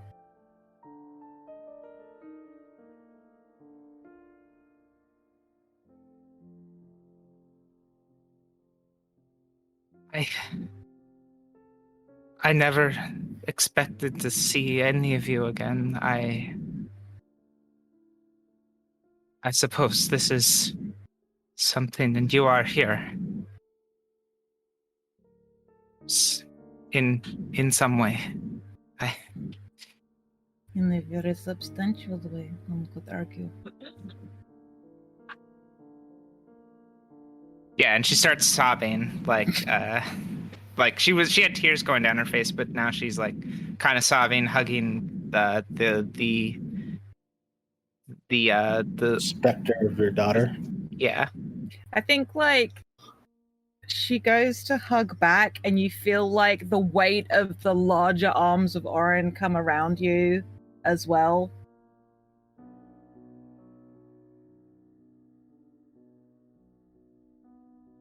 And you hear in your other ear the accent you're more familiar with from ORIN going, "I'm sorry I couldn't save her. I did try."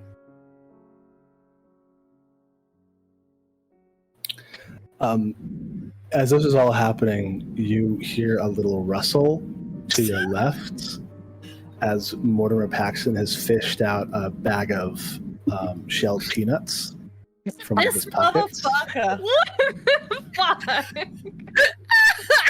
fuck? Not trying to escape, just pulling out snacks. Yeah. It's time for my protein. This is riveting. Very strict dietary schedule. Yeah. Small snacks between meals is fine. Mm-hmm. Do Exactly. not encourage this.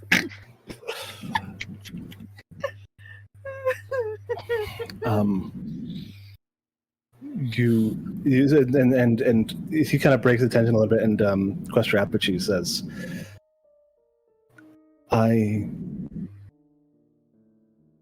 I'm sorry for the pain of this revelation, but the night is not as long as it seems, and there is much yet to know.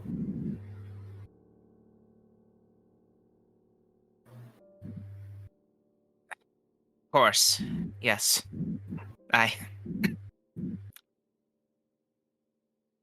ELŞBIETA and APRICUS, you can please.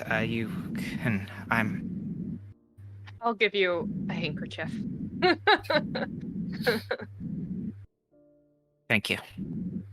She steps back a bit behind everyone. Cool. Well, since we are at the fore of this now, ELŽBIETA, do you have any questions that come to mind about our circumstances that we should ask?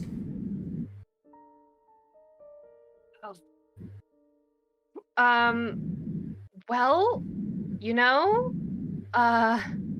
not really. At the top of my head. It's, I guess one of the biggest questions would end up being, no, I don't know. Everyone's so comfortable under this role that we have fallen into because it isn't outright manipulation the same way that the Gilded one was. So Yeah, Brother Rock speaks out and says, yes, an iron fist in a silk glove certainly doesn't feel as harsh. And Wayne says, and yet it squeezes all the same. it is the touch that is softer, not necessarily the pressure. And in the end, we have tricked ourselves into ignoring that pressure that it applies. It's worse. It's Because worse. people don't notice it. People don't want it to change in a grand scheme of things. They have been made to feel safe.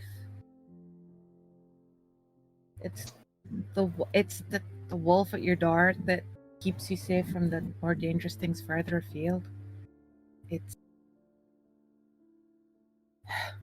And anyone that speaks out is taken away. Any kind of threat to their authority, they get rid of. Look at the Rams. Question things. Too many questions, people start looking. I think people would want to know. Oh, they'll know.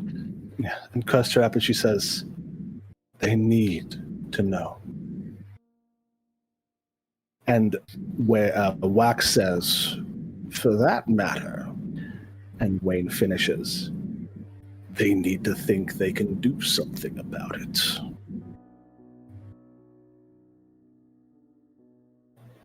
It'll be a lot easier when they have proof. Indeed. For people do not make a revolution. And that is what is needed. The people of Tarandaur must know the truth.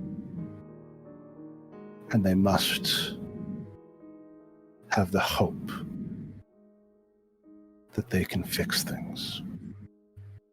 That it is not beyond change. And Wax says, you should start here. A small spark, fans a big flame. Everyone looks at APRICUS.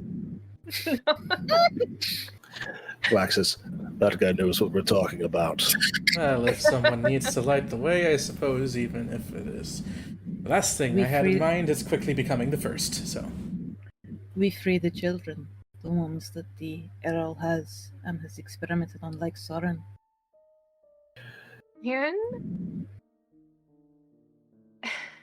It's my concern is that there are people who would look at them and see only the other and only the problem that needs to be fixed and not letting them be.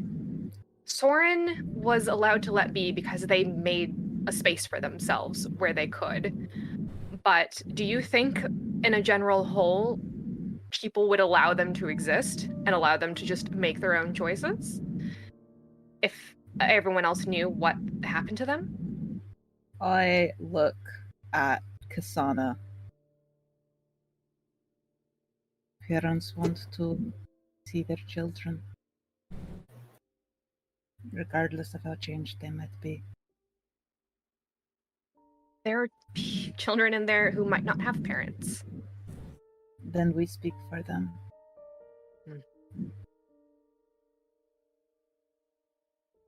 I would hope so.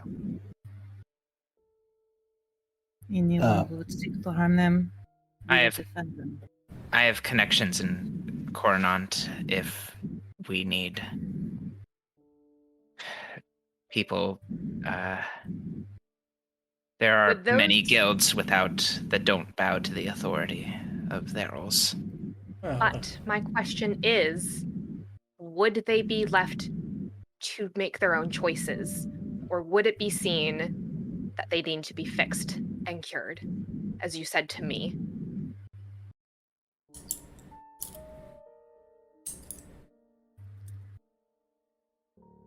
I cannot offer you such an answer. If you wish to have them left to their own devices, you should have the conviction to see that through.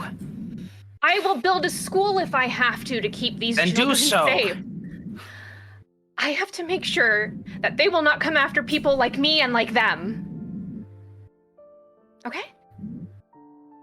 Okay. the structure isn't in place now, of course. I can't say with confidence that they would be accepted so easily in places like Dawnbreak or Coronat. From, of course. But if it is support that you require, then I can offer my own hand in assistance, and I'm sure that we can seek for it from the Rams. After all, they do seem to have some understanding of those on the outside having been estranged from society themselves, and we've seen Soren, what they are. I'm sure that they would have some sympathy to those caught in the same plight. Yes, between Soren and their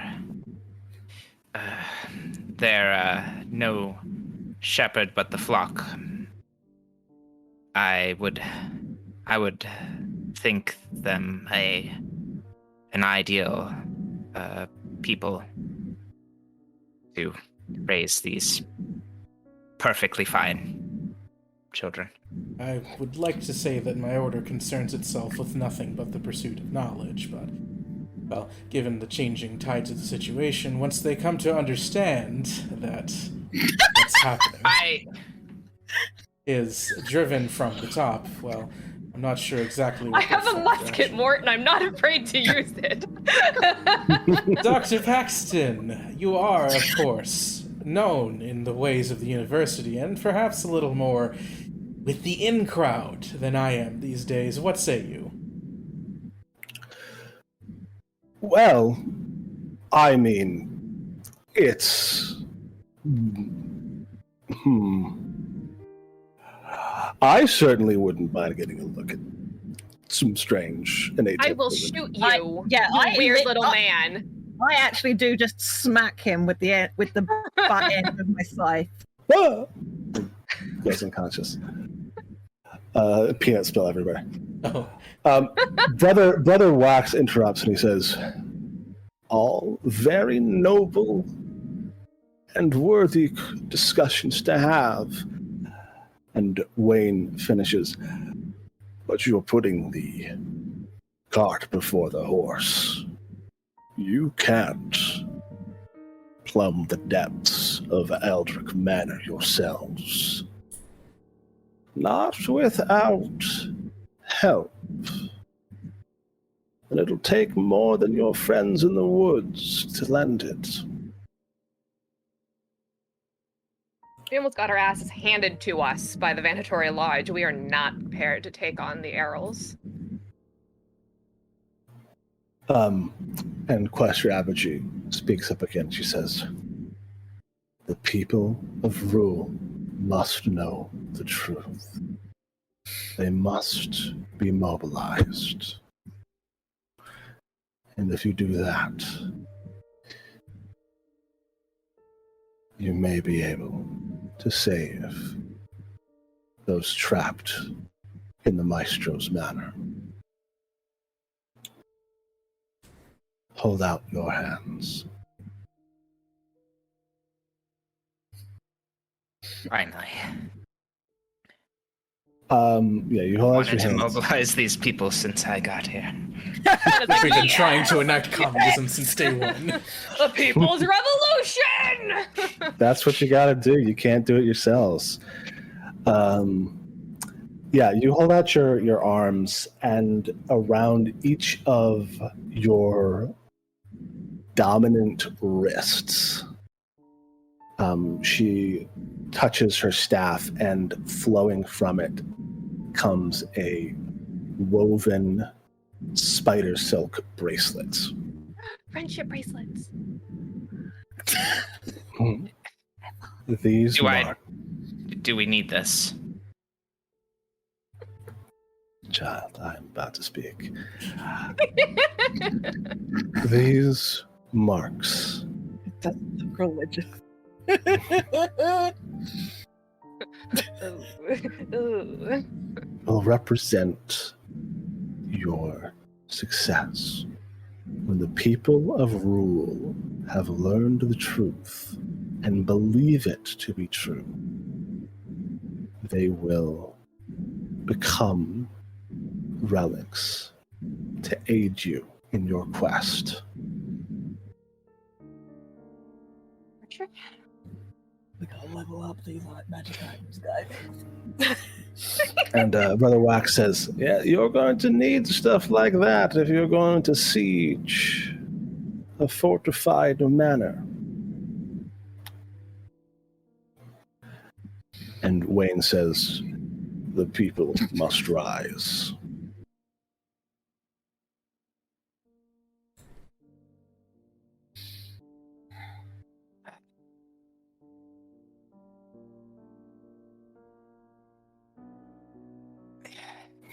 I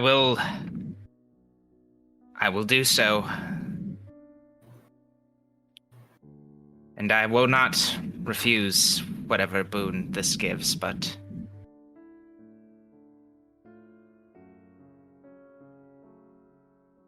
stocks off. Was there something here, at least, that we can use to show the tragedy of the giants?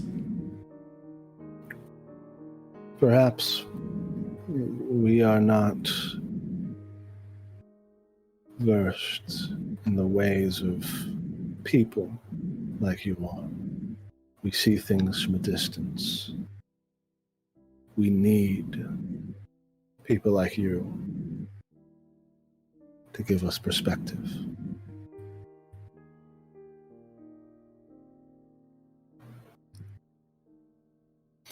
And she looks up, and you realize this whole time the moon has been visible for starting as like a waxing gibbous, but it has slowly been, the crescent has slowly been growing, and it's almost hit the new moon.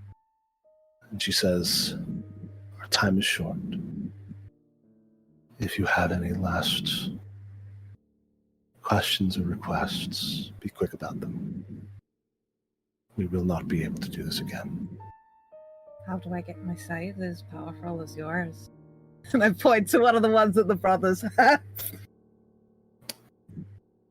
Brother Wax says, "Wrap that silk around its blade, and maybe once you succeed." And Wayne finishes, "Something good will happen." Thank you.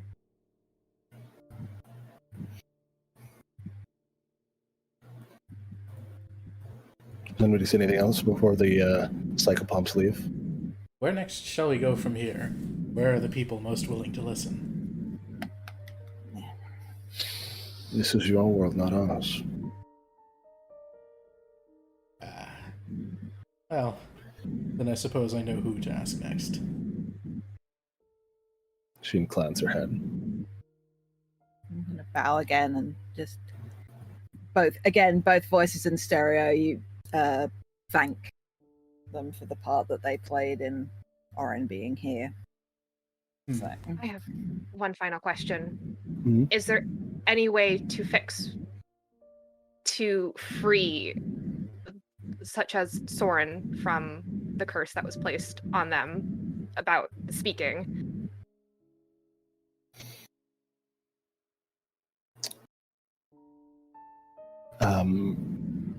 Let me think. This is not her thing. She pauses for a moment and she says,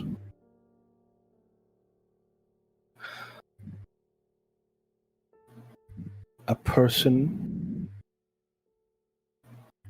a secret that people know is not a secret."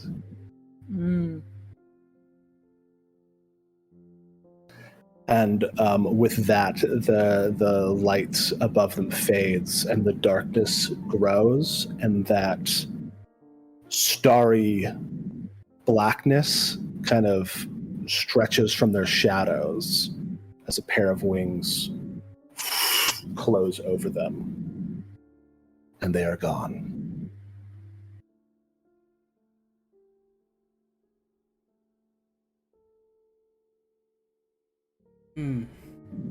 Glory be to the light of the moon, for lunacy has brought us ever closer. Do you hear the words that are coming out of your mouth when you say I them? don't know if I should snap in the poetic beat or if that is something else. Too much? Altogether. I was thinking of how it may be recorded later. Meditation. Oh, he's already planning his memoirs. You kind of instinctively look at Mortimer to comment, and he's just unconscious. Oh yeah, I'll slap him awake, I guess. I do have a plus 6 or whatever to damage. You only had 9 HP left. Yeah, what does my unarmed strike do? Oh, 2d4 plus 4. Yeah. Oof. Yeah. So yeah. You shake him awake. Hello. Welcome back. Thank you. Yes, it was. Well, I wasn't dreaming because I was just unconscious. It wasn't really sleep. My REM didn't really activate. Oh my god. But yes, restful. He kind of looks for where his peanut satchel went. I look to APRICUS. Has he always been like this? Insufferable? Well, I mean, of course, I'm given to that opinion, yes. However, I think those of the university may differ a bit more depending on their circumstance. You should see me in the operating theater. I would rather not. Truly, Okay. if you were to call the dismemberment of the people an art, it would be considered one, but given that I do not tend to consider it as such, I see it more as mere brutality or efficiency, depending on what exactly is being achieved. Everyone's a critic. That's the thing you have to learn, young woman. Every person that you meet is going to be a critic. How old is this guy? He's like 36. We're around about the same age. Like Yeah, he's about 8 the years same age. older than me. He's like, she's just like, Yeah, it's late 30s. yeah. Like, okay, whatever. Weirdo. Well, it does sound like we'll have to have this company for quite a bit longer until we return ourselves to the Rams, in which case we can perhaps pass him off. Ooh. Who are the Rams? Can we blindfold him in the process? Just, for the fun of it. I think that would be a good idea, although I fear that the destination may give itself away. Shh. But for the fun of it. Fun of it. So the fun of it. This is for the fun of it. Yes. My Very first time guessing wearing here. a blindfold. A test of your Tarandaurian geography. Oh, God, I'm pretty sure I always knew that was my worst subject back at university. Well, a little exposure to the land shouldn't hurt. I'm gonna step off to find KSANA, where she stomped off after having to deal with a present from a god.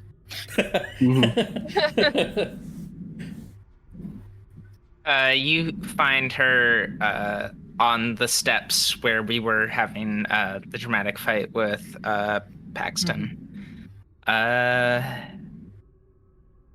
And she's like super obviously just she's dry heaving, just she's crying very intensely and very quietly. But it's very obvious. You surreptitiously, into your field of vision, get handed a water skin and like a little salted cracker. You need to Doctor replace mode this. activate. Yeah. Thank you. Is there anything I can do for you, KSANA?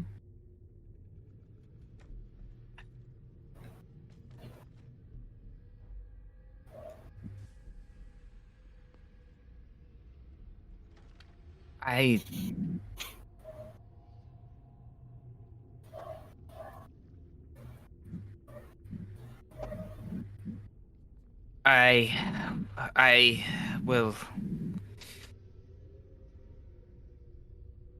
I will need time, but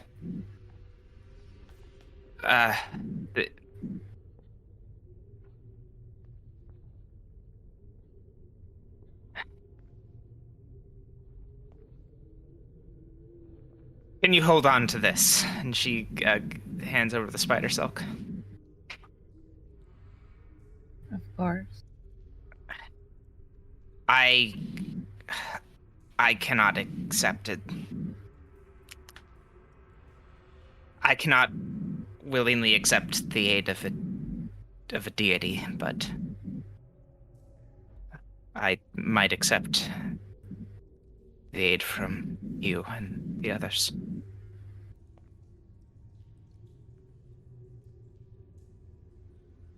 I think I take it, and then, because playing on what she just said, I will take your guy's arm and tie the silk around it. A gift from me, then. Squeezes your hand. And stands up and says, well, right then, we have work to do. Hearts and minds to change. And you're very convincing. She nods. And walks back with ORIN. You see Mortimer Braxton is back on his feet, and he is blindfolded and slowly rotating. So I think somebody else was supposed to spin me. I don't think I'm supposed to do it myself, but I'll do it. I'm game. I have a sword cane and a musket, and I'm just kind of like poking him in the elbow to make him like turn, and just like making him poke in the other direction and just spinning him. Just... Whew, boy, yes, it brings me to mind our old pledge drives, eh, Apricus? Oh. With the frosh, yes. I am gonna pick him up and just like turn him over my head a couple of times, and then set him down in the hope that maybe he'll get dizzy enough to stop talking. Oh my! And he just falls straight back onto his back. While he's on his... I catch his head before it hits the floor so he doesn't knock himself unconscious. Yeah. I mean, I would rather bring him back unconscious so we don't have to listen to him prattle. But... I'd be the one carrying him, though. Yeah. Dr. Paxton. Yes.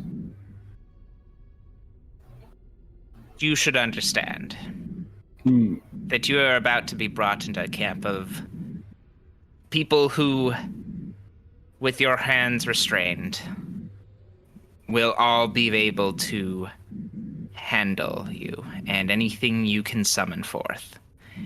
And you should understand that what you have displayed to us here today will be far more frowned upon than it is even now, after we are through.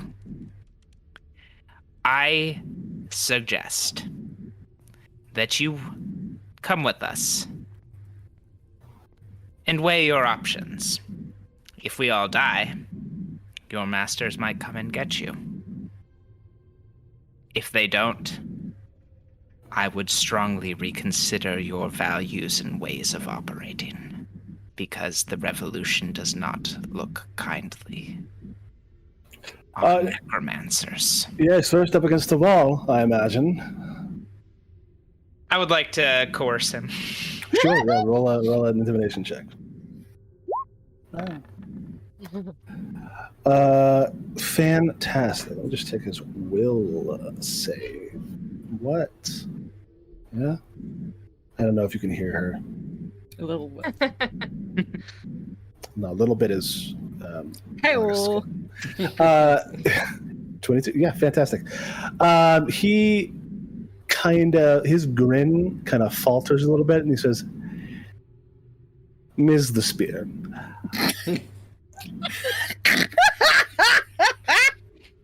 I am. He would. I'm very aware of the situation that I find myself in. That's good.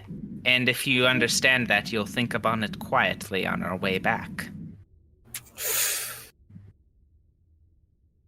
You're an intelligent man. Yes, which usually means that I want people to know about it, but I suppose that in this case, discretion is the better part of charisma. And more so, you should use that big intellect of yours to really examine yourself and your values. Come on. She starts. Big intellect, shallow ego, though? I mean, like, I don't know if that would, really cow him into changing sides, but... Well, admittedly, when you spend your time examining the universe, self-examination is maybe not as honed as it needs to be.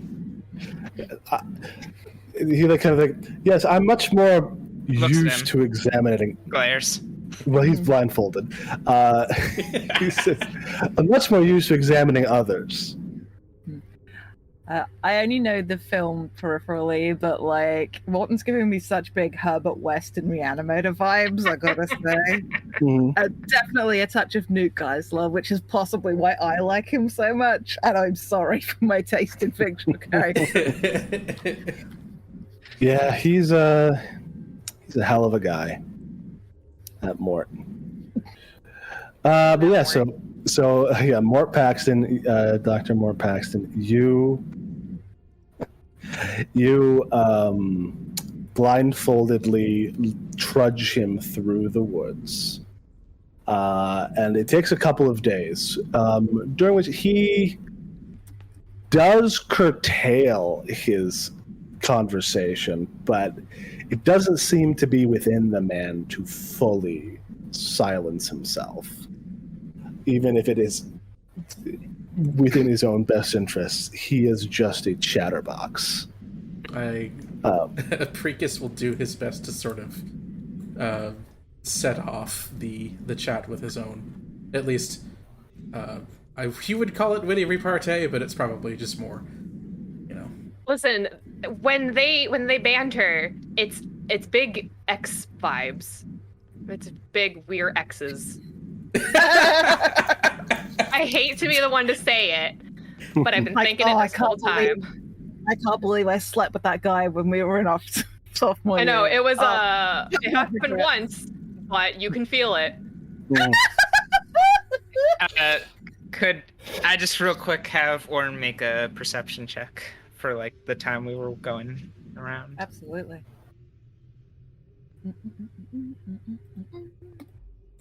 That's a 21. Oh yeah, that's a critical success against my stealth DC. Yeah. Yeah. So yeah, KSANA, like even when she's not like directly interacting with anyone, is like very obviously like staring at Orin a lot of the time. Bless. Okay. Files this away. I feel like on picking up on that, like when they settle for like to make camp on the way back, just like we'll make sure they're either in direct eye line or next to her. Hell yeah. Yeah. Also, thank you, Cracked Die, for the raid. Thank you, Cracked Die, for the raid. Thank you, Very Cracked Die. appreciate it. Thank you so much.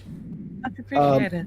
Yeah, so between the surreptitious glances from not so surreptitious glances from KSANA to Orin, with the revelation of of their connection, and the sort of tension, the unique flavor of conversation The UST.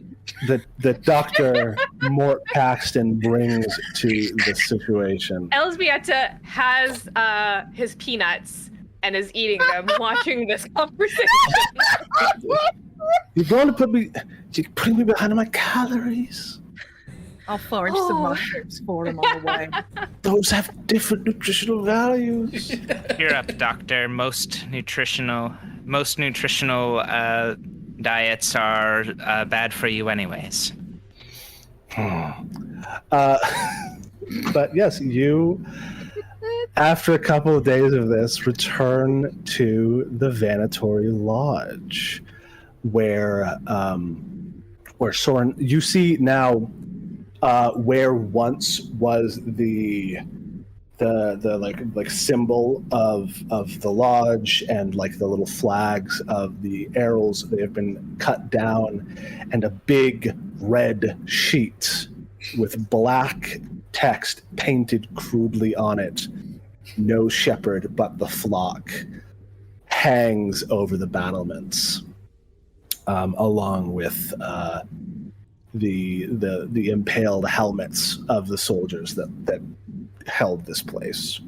Did think you were going to say the head of Vanatori. I won't lie. They're not quite that gruesome. Also, it would be like a werewolf head. That's a little weird. They would have turned back. I have to say, it's a werewolf. Turns back when you cut the head off. Yeah.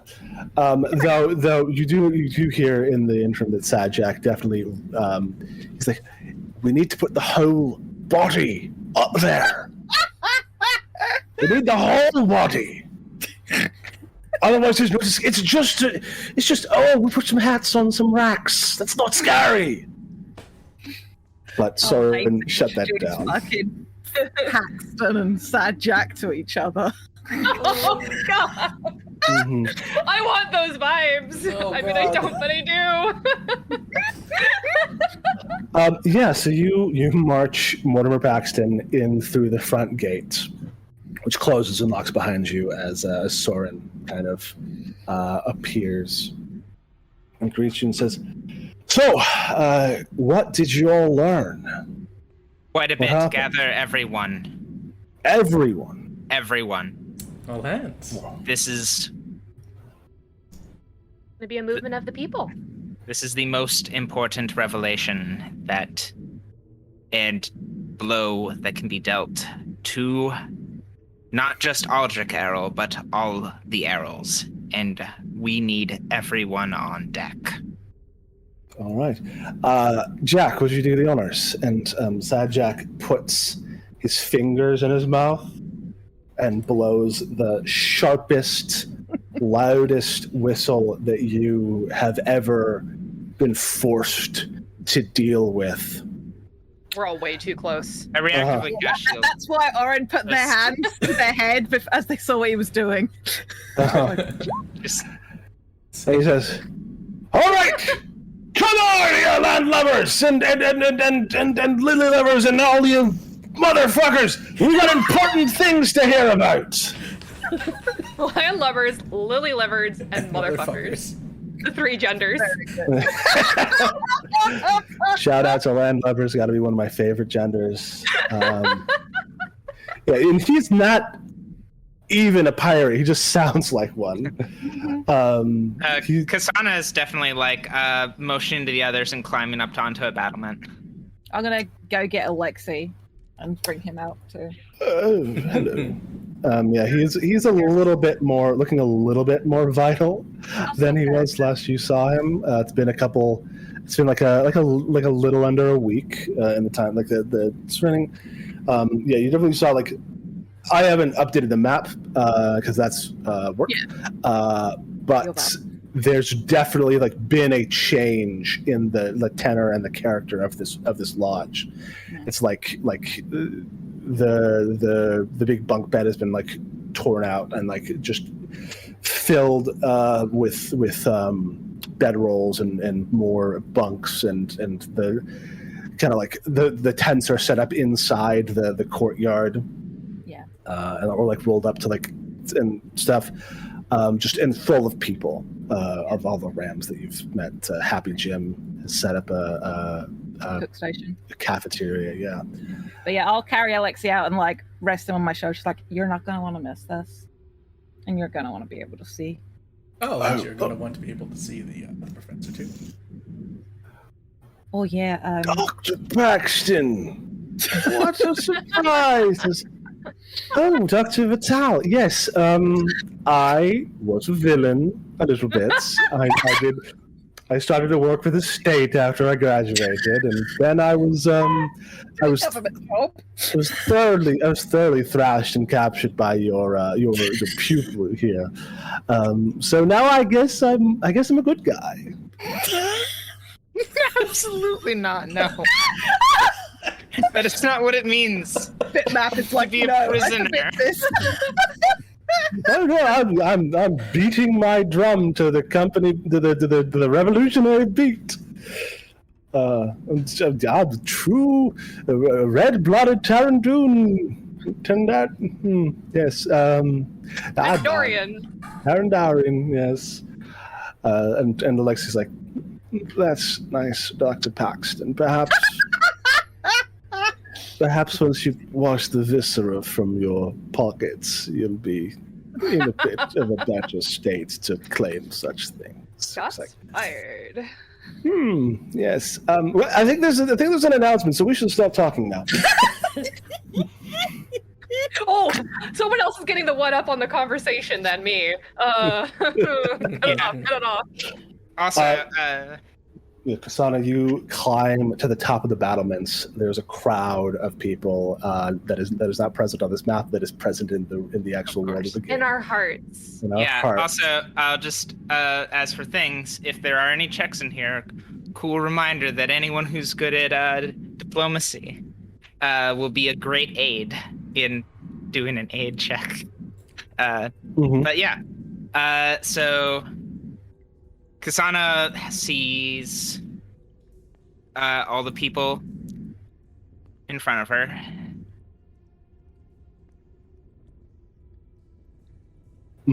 Rams. People of Ruel. Tarandaurs.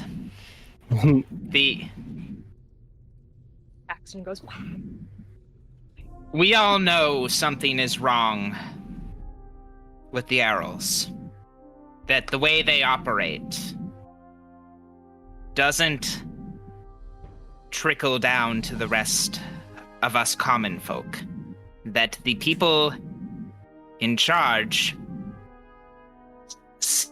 have much more than they give for far less protection than they claim.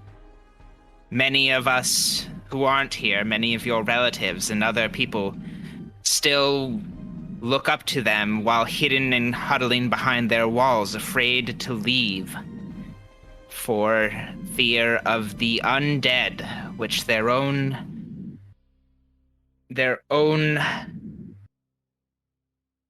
guards, protectors, string up to create fear sounds in the woods to fear others. We have seen how they have trapped the souls of the dead who once lived here. And we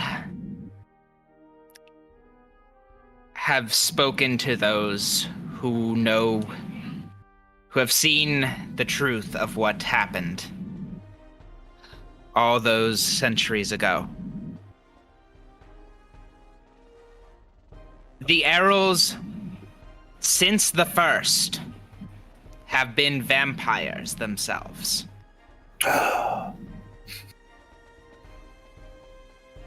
Aldrich Errol experiments on his people. They never return home. He falsifies their handwriting and makes it appear as if they have been transferred. He is bleeding this land of its brightest and best dry for his own experiments, imprisoning them in cages and transforming their bodies. All of the arrows are sucking the blood of this land dry.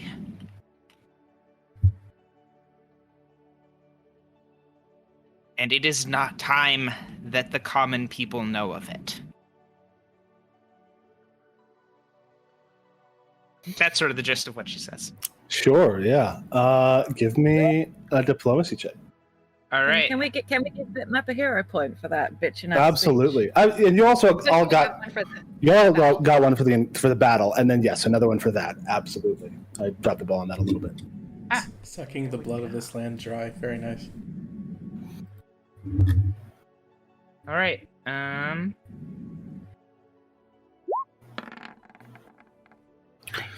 Fantastic. Yeah, Bitmap, you finish, or not, KSANA, you finish this speech and people roar back at you. It's the vindication of everything that they've all felt. That things were not quite right. That the people who said they know best and meant best were lying. That there is a better thing to do than just leave it all in the hands of those who call themselves your betters. It's a crystallization. It's a sharpening. And today, the first sparks fly in what you hope to ignite as a bonfire.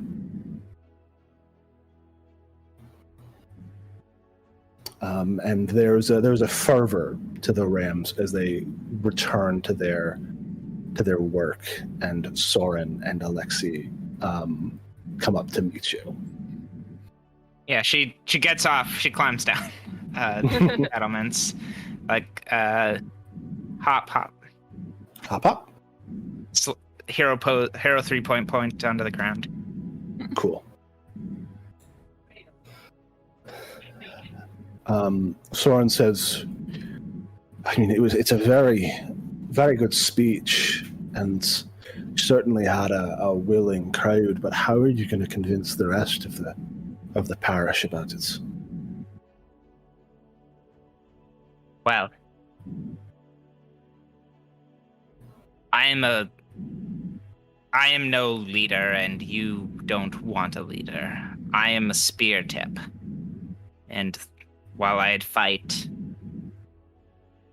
in battles, the main spear I am is against people's hearts.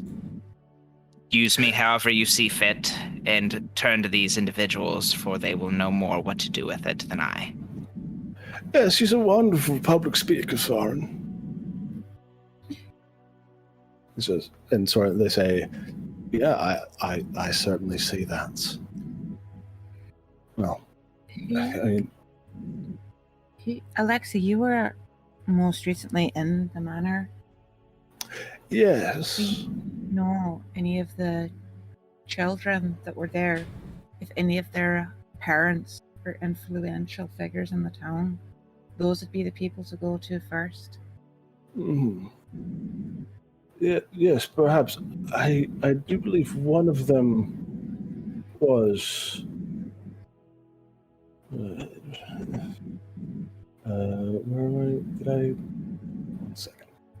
Did I write Lex is this? going through his mental notes. Hold on. Yes, I'm flipping through the diamond file. Mind. It's fine. Yes. Certainly, and a pair of the Mott sisters, son of the village head and of rule proper. I believe one of them was the younger brother of Berta Ordez, the sharpshooter from Idnir. I mean, they take a good number of young folk to be these subjects. Soren, Aye. would you be willing for people to know what was done to you? If we speak and make it known, you don't have to. Speak for me. If you would let us.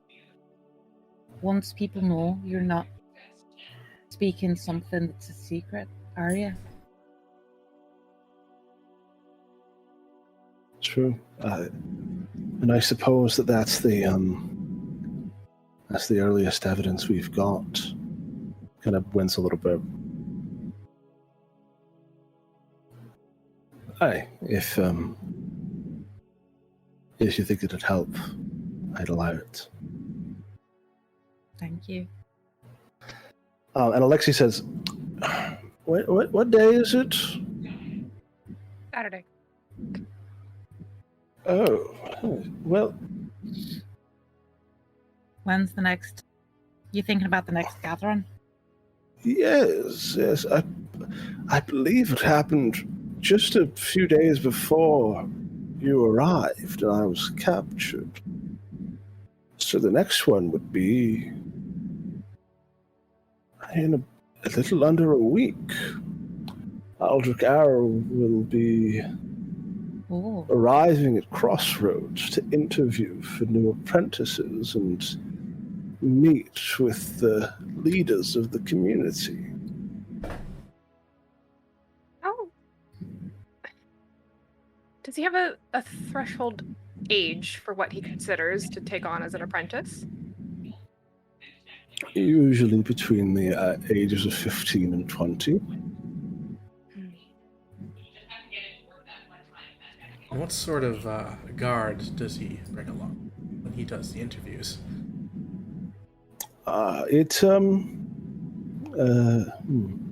It looks at Soren and sort of says, it varies. Sometimes he'll bring mechanical soldiers, sometimes flesh and blood warriors. Really depends. Considering all the hubbub you've been causing, I can't imagine he wouldn't head out with a bit more protection. Well, perhaps I can... I don't know if I can make myself look that much younger, but... I have a lift disguise off your kit. hat to get a better Oh. look at your face. How old are you? 28. I have a disguise kit. I mean, Put some It's foundation mostly- on. it's mostly the hair that I'm worried about, but, Soren actually chuckles because you're older than they are. I don't know if we could disguise you, is the thing.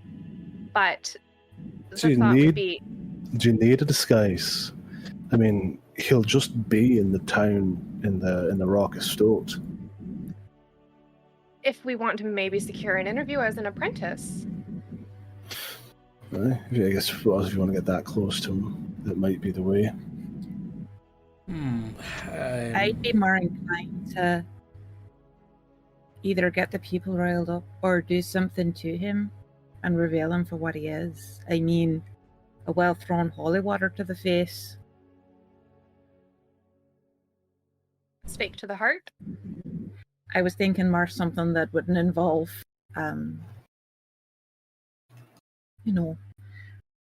but if we can get the people riled up ahead of time and then give them proof that Earl is not what he claims to be, how's he going to explain that away if people see it with their own eyes? APRICUS, Makes sense. how well can you imitate the sun? How well can I imitate the sun? It's a question I haven't been asked in a good while. If ever, really. That's actually quite a strange one. I can say safely that illusionary things are not exactly my, Not an illusion. Can you create some form of daylight? daylight. Ooh. Again, a difficult question. If I had some help from someone like perhaps a professor, then I might be able to string something together with a bit of fire. You know, Prekus, I'm actually pretty well versed in illusionary magic. He's was shackled and he kind of like wiggles over towards you. Forgetting he's here. It's great. I've been here the whole time. Yes, as he can attest to, I've always been more given to a direct application of force. And as An Very illusion might fool them if you subtle. believe that possible, but it would be best to get the real deal.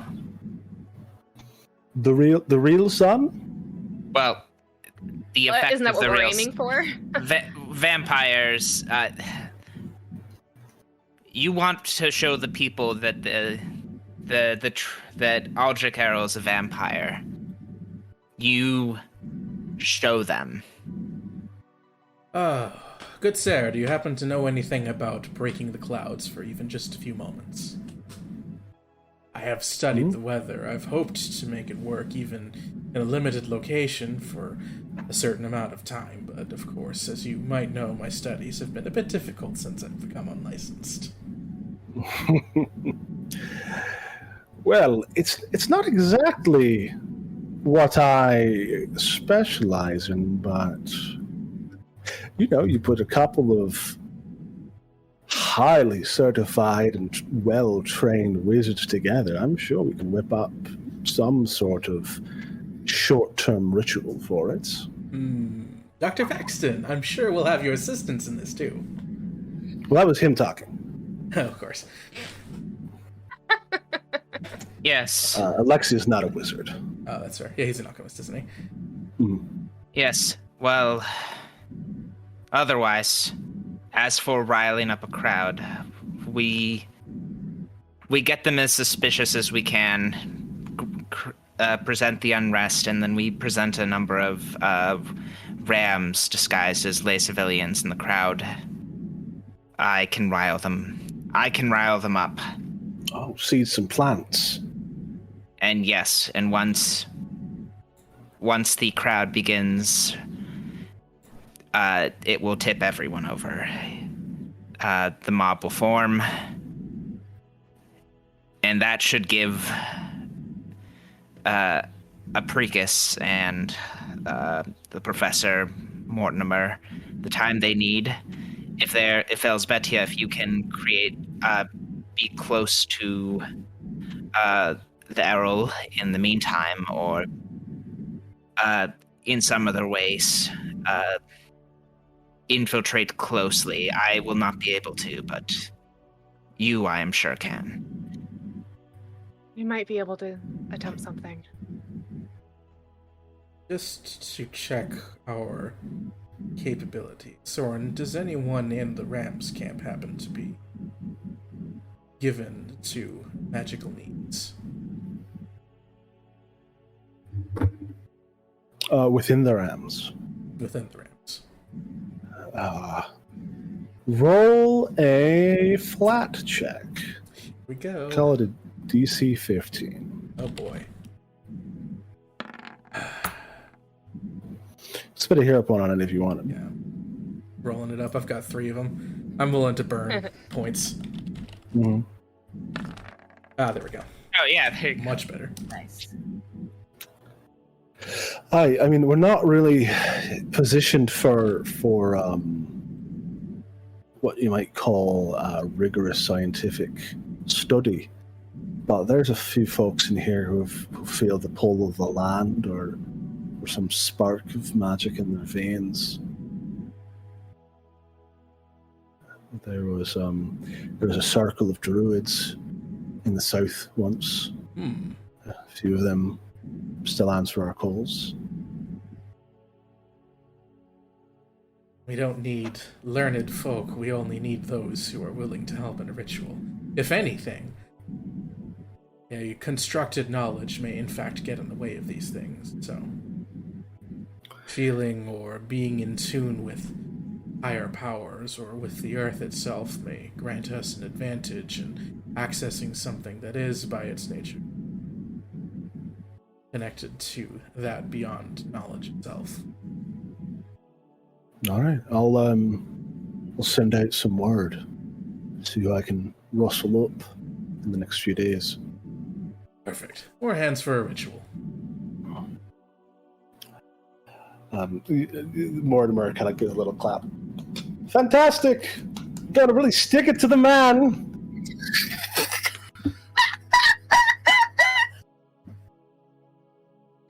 Let's get those pigs. I would really recommend you stop. You might want to get a crash course education from KSANA. I understand that the People's Revolution tends to be a little more educated as to social constructs and as to the basic beats of Dissent. People's crusade Crusade, thank you. is... Tell me, Dr. Mortimer Paxton, Yes. are you familiar with secular humanism? And she walks him into the other room. Yeah, absolutely. It's very they're very big on it in Coronant. Let me tell you about secular humanism. Mhm.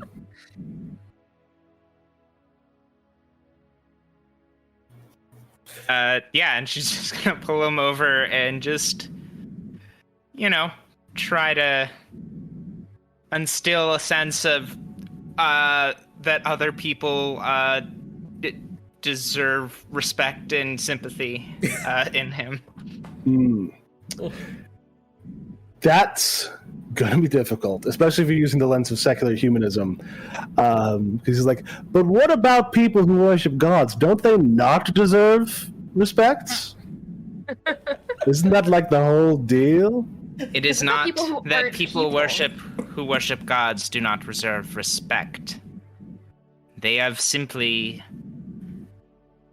simply still cling to the veil. It is a crutch for them. That is not something to hate or fear. It is, if anything, something to pity. You do not need to fear or hate other people. And this is kind of just how it goes. It's like, she brings up a counter argument every time he has like a thing. And he also, your brand of secular humanism is one thing, but he does like bring up like it's also been used to squash religion and like religious practices in Tarandaur. Oh yeah, 100%. Because the less clerics there are, the less people there are to recognize vampires.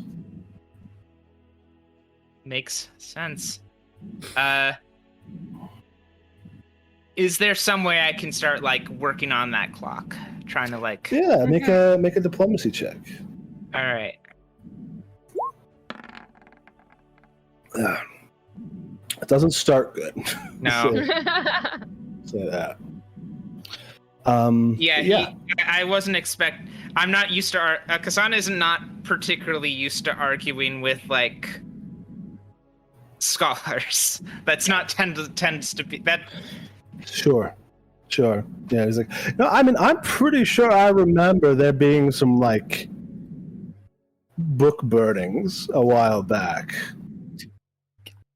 Yes, but that is not what we are talking about here. We are speaking of the rights of other humans and individuals and the freedoms they possess, not...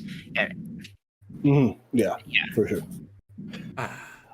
Yeah, and it just goes on like that. It's getting nowhere while all y'all are doing other things. And APRICUS raises his hands to the skies and goes, "Blessed dialogue, that which is the lifeblood of the scholar." Incredible. Cool, yeah. Thing. Any last things? You got one? Yeah. Once that's happened, and maybe APRICUS is spitballing with Alexei about possible things, I want to approach ELÇBIETA.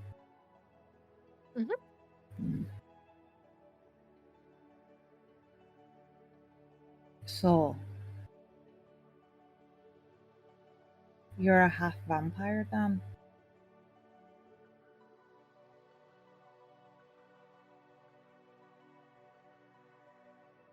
Between you and me, yes. I mean, I'm fairly certain you declared it in front of everybody back at the temple. Well, but no I one has don't- said anything, but that could also mean anything. Soren is in a similar situation, I think, as far as public opinion goes. I might be slightly down further on the ladder than they are, but... I won't let anyone hurt you, you know. That is a very grand gesture. But it I'm also very large. it is grand both in stature and in sentiment. But one, you will not always be there. And two, there are people. KSANA's trying, but even still, if we bring up the fact that the Errls are vampires and things to be feared, people like me, will end up under that bucket when it comes down. Maybe. But I also think you need to give people credit that they know the difference between people who would crush those under their boot and people that have had something done to them. Fear. I didn't have anything done to me. My mother did. So where does that leave me in the grand scheme of things? You are the way you are because a wrong was done. Yes. And so a wrong was done to you. I don't see a disconnect there.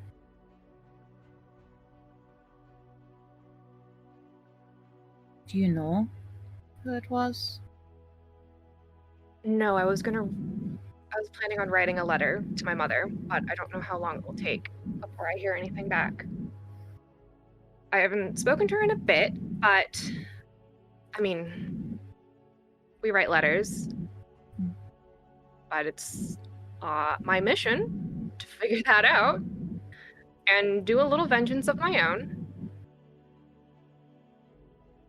If you are an example of what it is to be a half vampire, knowing all that you do to help people and protect people. That's giving me a little too much credit. Didn't you use... My point is that you need to understand that you are a good example. I hope to be. If you're the yardstick, people don't have to look at a vampire and go, oh, well, that's what a half vampire must be like, when they can see you and the good that you do. I really hope that you're right about that. Have faith in people.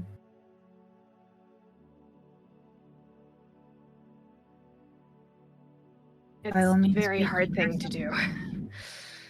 For sure, but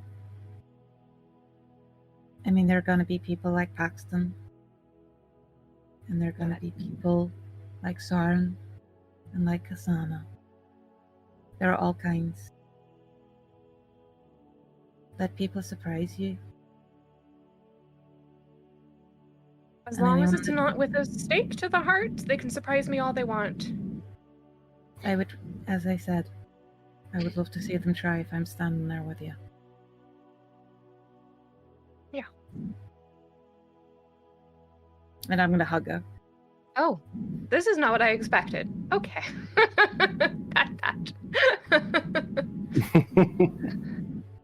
But also, let's just... I know I did kind of say that in the heat of the moment, but let's not make a big deal of it. I do wish to... You know. I won't bring it up first. Thank you. Let me be clear, that was a private conversation. I would have made sure it was a private conversation. I didn't announce across the battlements. So, hey, half vampire. Okay! Half vampire, what's up? Yeah, no. Turns out I'm kind of dead and you're kind of dead. We both can be dead together.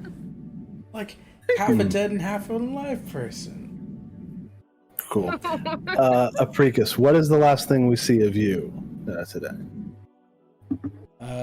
Somewhere deep in the toil between the professor and between Paxton, working out some form of ritual. It's a spread of papers and pens and ink, a flurry of ideas across the table, and just trying to figure out some way for some blessed moment to split the sky in two, just enough to cause a ray from God to descend upon a certain point on the plane. So, just a simple math problem. Mm-hmm. Alexei is like building, this drawing. The way that Alexei draws schematics is wild. Because he takes out a piece of parchment and like his charcoal pencil, and he just goes from top to bottom, like an inkjet printer. Like and that he drew it all by hand in his head, and is only now just copying it. Professor, I really, really must ask you about how you exactly maintained that diamond file of yours before anything else, or maybe even after. I'm not sure the exact timing of it, but if I had a head for schematics like that, I'd be in a much better position. Yes, APRICUS, my boy, it's a long road, but I'd be happy to show you the first steps.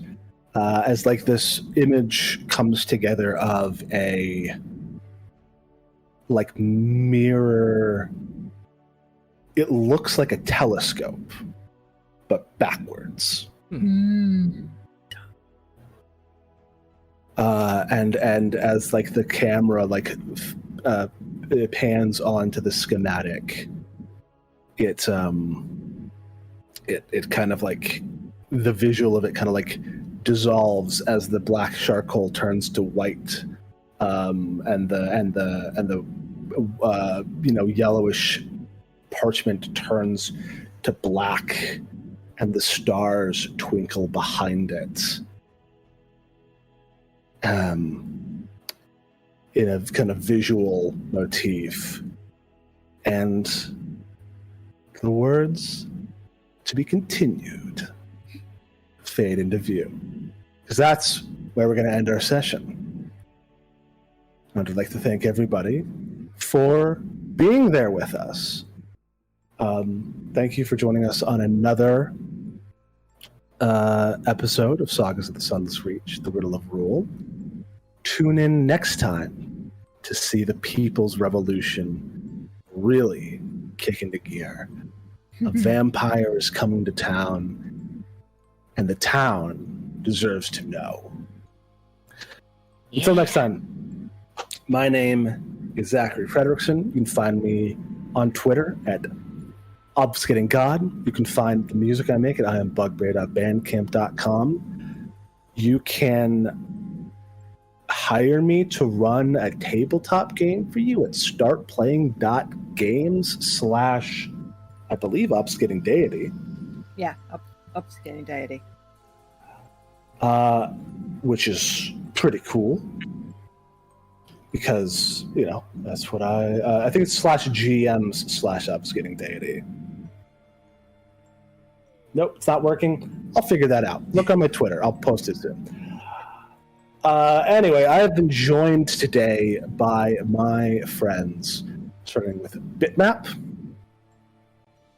Hello, my name is Bitmap. You can find me on Twitter and Patreon and some other places I don't actually go, at EM Prager. The Kickstarter for the comic I am drawing, written by Emily Reisbeck, Mountain, has just successfully kickstarted all its stretch goals. It's very exciting. If you missed the Kickstarter, you will be able to pre-order it soon, and I will tell you where once I know. And very excited for that. Yeah, I'm looking forward to getting my mug and bag and zine drawn by Emily Reisbeck. It's a great thing. We've also been joined by Cory. Hi, I'm Cory. You can find me on Twitter at Endless Musings. Thank you to everyone for coming through to this stream. You can find us here again, same bat time, same bat channel. Look forward to then. Look forward to it. By Jade. I continue to be Jade. You can find me on Twitter at Jade Oxford Rose. You can hear me doing other actual play content on Follow a Leader at FTLcast and Dumb Kids Playing Hero at DKPHpod. This has been a pleasure. It has been an emotional ride. I'm glad that we could share it with you all. And finally, by Map.